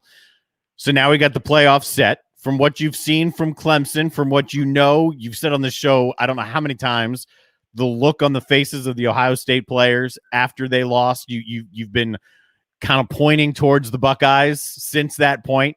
Is this the revenge game for the Buckeyes? No doubt about it. I mean, Ohio State is a really good team with a heck of a chip on their shoulder. I don't know if they're completely operating as smoothly as they might be if they had played a few more games, which is the irony of what Dabo Swinney is saying about, they only played 6 games. I think that hurts Ohio State more than helps them. But you know what? All 4 teams in the playoffs have this chip on their shoulder.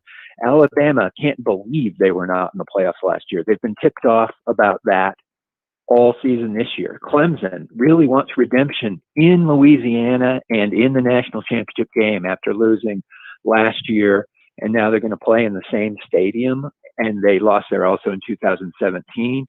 And then Notre Dame wants to prove that they're better than that group that showed up in Charlotte last week. And of course, Ohio State getting to play Clemson. They weren't clearly the better team necessarily in the Fiesta Bowl last year, but they deserved to win that game. One mistake by Justin Fields at the end. They deserved to win that game.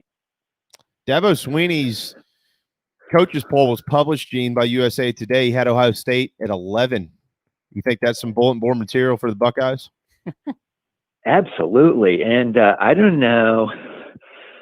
I think he sincerely thinks that, because he's stated that he believes the team that's played 6 games just isn't worthy of being in the playoffs. But first of all, I think he's wrong about that. And I think a little empathy for what's gone on at Ohio State and within that program is due. And secondly, they're not the 11th. There aren't 10 teams better than Ohio State. There just aren't. So I don't really know what he's doing, but hey, he's sincere. He's putting it on the bulletin board. And one of the reasons, like I just said, that I think he is doing that is I think he thinks Clemson's got a bigger chip on their shoulder than Ohio State. These are going to be some really good games in the college football playoff. At least Clemson, Ohio State, the winner of that game against Alabama.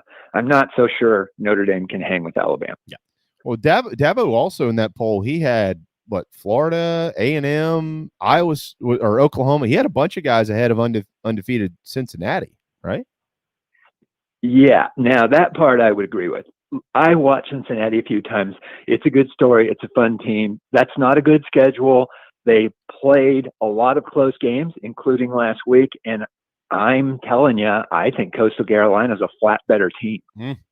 Coastal Carolina is flat better than Cincinnati? I think so. You're saying okay.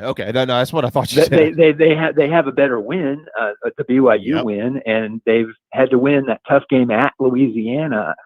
I just think that Coastal's is good or better than Cincinnati, and there's no way I'd have Coastal in anywhere near the playoff. Yeah, Jamie Chadwell had Coastal ranked 7th and Cincinnati ranked 6th. Isn't that interesting? Did he really? Yeah. Isn't that interesting? Missed that. Yeah. Yeah, that's respect for the group of 5. I see what he's thinking there, that, I'm going to put us as high as I can, and somewhere I'm going to put the other group of 5 team up right ahead of us. That's kind of cool. What do we do about this, Gene? I mean, obviously, look, we don't want to necessarily overreact. We're in this COVID year. It's been a long season and things like that. But what do we do about this? What realistically can be done to get group of 5 teams a shot at playing for a championship? Is it expand the playoff, or is it just cut this thing up and put the group of 5 on the right and Power 5 on the left and let them all do their own thing? I guess I'd like to ask the group of 5 conference commissioners and most prominent presidents and coaches what they would want of those 2 things. Would they prefer the separate tournament or not? But I think the 8-team playoff is the answer, with a guaranteed spot for a group of 5, and also that a group of 5 team could get one of the other at-large spots, so that it would be possible that a given year you could have 2 group of 5 teams, or maybe even 3 in a really weird year. But and remember, Notre Dame is going to be in that mix as an independent too, so it makes it crowded. But that the group of 5 team would at least, you'd have this year, Cincinnati as an 8 seed or something against Alabama, or as a 7 seed against Clemson. Do you think we could see that? Do you think we're going to see 8 teams sooner rather than later because of this year? I really do. I think they have to do something. Now, I think, guys, there's 2 ways to look at this. The complaining by Herb Street and Andrea Adelson, who I really, really respect, and others, that we always know it's going to be Clemson, Ohio State, and Alabama. Shut up about that. That's not going to change. You can put 50 teams in the playoffs, and in the Final 4 will be Clemson, Ohio State, and Alabama most years over the next several. Now, Alabama is Nick Saban right now, and Clemson is Dabo Swinney. I don't know that they're going to always be good, but for the next 5 years or so, or 3 to 5 years or whatever, they are. So that's not going to change. But to have that 8-team playoff, and so that a Pac-12 team has hope, a Big 12 team has hope, and that, Cincinnati has hope, that I'm all for that, and I think we should go to the 8-team playoff next year. Well, you just said in more polite terms exactly what Mike Morgan said on our program yesterday. Mike Morgan said the same thing. Look, I mean, Darren and I have played this little game this week, Gene. We're going to go ahead and predict the 2023 college football playoff. That's what Herb Street is saying too. Yeah, who's going to be there. We know those teams are going to be there. Mike Morgan was saying, look, if you expand the playoff, it doesn't mean that if you go to the party, you have to leave with the prettiest girl, or you have to be the guy that takes all the Jell-O shots. It just means that you at least went to the party and you had a chance to have a good time. That's what you're saying. That's exactly right. Okay. Look, I liken this to 1950s Major League Baseball. Whoa. Dodgers, Yankees, Yankees World Series every year. That was good. At the top. You always hear, the great days of baseball. Even in the Ken Burns baseball series, there's a whole 3-hour segment on how great it was when New York controlled baseball in the 50s, and all the great players on the Yankees, Dodgers, and Giants and stuff. Okay. Meanwhile, attendance in Cincinnati and St. Louis and Philadelphia was not good those years because they didn't think they had a chance. So you still would have had the Yankees and the Dodgers all the time in the World Series maybe, but it would have been a lot more fun if the Reds and the Phillies and those other teams had a shot at least being in some sort of postseason. So yeah, just what Mike Morgan said and just what I said. It would really make the regular season more exciting, not less exciting, if you had 8 teams. I'm 100% on board with that. Absolutely. Because this year proved the regular season didn't matter. I mean, exactly. You get more teams in the back half of their schedule at the end of the year. Even who cares if it's a team with 2 losses? You get more teams who are trying to qualify for a championship. That's what more games truly matter, Gene, as opposed to, the Citrus Bowl where, you're going to have 16 opt-outs going into the game. Well, I'm going to get ready for the NFL draft. Now, I'm with you. I'm totally with you. Yep. He's right. Well, yeah, like this year, Oklahoma opened, I believe, with the loss to Kansas State. When they lost, I think, game 2 to Iowa State, it's over for the whole Big 12. Right. And then I think, Oregon lost to Cal and Oregon State. Well, the second one of those losses, the Pac-12 is done. That's just not good. You don't want that. You want games down the stretch to matter. And hey, think how exciting that group of 5 spot would have been.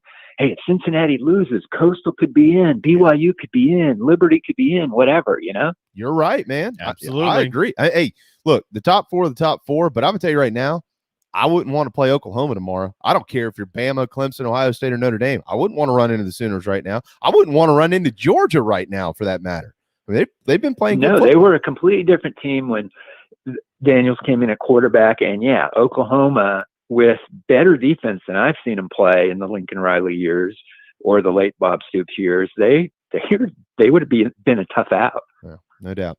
What are we most importantly? What are we watching over the next couple of weeks? Darren and I are going to take some time off. You don't get that luxury. You have to cover all this stuff, so we just get to tweet at you the whole time. But most importantly, outside of the playoff, when everybody's eyes are on that, what are we watching in the sport of college football? I don't know. I think just I'm looking at the playoff and just seeing that Clemson Ohio State game is, should be just unbelievably terrific. But otherwise, just trying to get these games in is going to be a challenge, because you're going to have kids that, I know from Clemson's perspective, they're getting them 3 days off for the Christmas break. And so as all the coaches say, it's like a bye week, but I don't know. That's going to be shaky getting players and coaching staff back healthy for these bowl games. Yeah, well, just saw that today in Columbia. What is your schedule like? About a minute left here, Gene, and then Darren and I got to say goodbye to everybody for 2020. But what will the Post and Courier schedule look like over the next couple of weeks? You do still on the 26th have Coastal Carolina playing, of course, in the Cure Bowl against Hugh Freeze and Liberty. That game, by the way, has been moved to 7:30 that night. So you've got that one. You got Clemson. Where will all of your staff be now? Yeah, well, we have a new 3-person Myrtle Beach bureau that's all over the Coastal Carolina Chanticleers. So check postandcourier.com out for that. David Cloninger and I are taking some different angles into the Shane Beamer era over the next few days, and Josh Needleman with all kinds of good stuff on Clemson as we head toward the semifinal game at the Sugar Bowl, and Jeff Hartzell and David Shelton with a lot of really good all low country teams, very deserving high school athletes in all the sports coming up this week, and nice. Already started actually. I do want to ask you about this. Last week on Paul Feinbaum's show, you mentioned the Tom Herman thing. You got some blowback for that across social media. There was people questioning you. We did not question you. We said Gene obviously has a source. We had people asking us, Gene, I don't know. What type of response did you I got to know some of Tom Herman's family members through this, which is interesting. But yeah, let me just say that that's a good source, and I think the Gamecocks made a very wise decision not to go with Tom Herman, even though that's a guy they would have loved to have when they went through the Will Muschamp cycle before they landed Coach Muschamp. Yep. Gene, on that note, 2020 with us is done, but I forget the whole 7-time Sports Writer of the Year stuff and things like that. I know you, and I know your son and your family, and you are a wonderful man with a great family who cares a lot about this great state and all those in it. And we really just can't thank you enough for the job that you do in your professional life, but obviously in your personal life as well. You're a wonderful human. We were really honored to have you on every week, and we wish you the merriest of Christmases, my friend. Okay, well, happy holidays to you guys too, and thanks for having me on the program all these times. And look here. Don't be coming around here on Tuesdays anymore. Not tell us you got Feinbaum coming up next. We have to get our digs in. All right. Yeah, sure. Gene, thank you. You, Jeffrey, everybody. Merry Christmas to all the Sapakoff family. Well, thanks, Jamie and Darren. Thank you, buddy. See you later. Gene Sapakoff on Twitter at Sapakoff. With that, we're out of time, not just in today's program, but this year. Darren and I will return January the 4th. Why so long? Well, we said so. That's what we said. We do have Christmas. We do have New Year's. We're going to take that time off. It'll be that Monday we come back, January the 4th. Darren, I can't do anything without you. You're a wonderful partner, and you do work that I just could never dream of. Thank you so much. Hey, man, it's a good team. Love working with you. So it's been fun. Have a great Christmas. Happy New Year. I'm sure we'll be in touch throughout it, but we will. We'll be back here on the show in a couple weeks. That's right. Thanks to Mike Yuva, Nathan Harris Waynick, his family, and Gene Sapakoff for joining us today. Most importantly, all of you that listen and watch our program every day, we wish you could give you a big hug. Here it is. Merry Christmas. Happy New Year's. We'll see you January 4th on the JB and Goldwater Show, protected by McFadden Pest Control and driven by Stokes Volkswagen. To all of our partners as well, God bless you. We'll see you soon.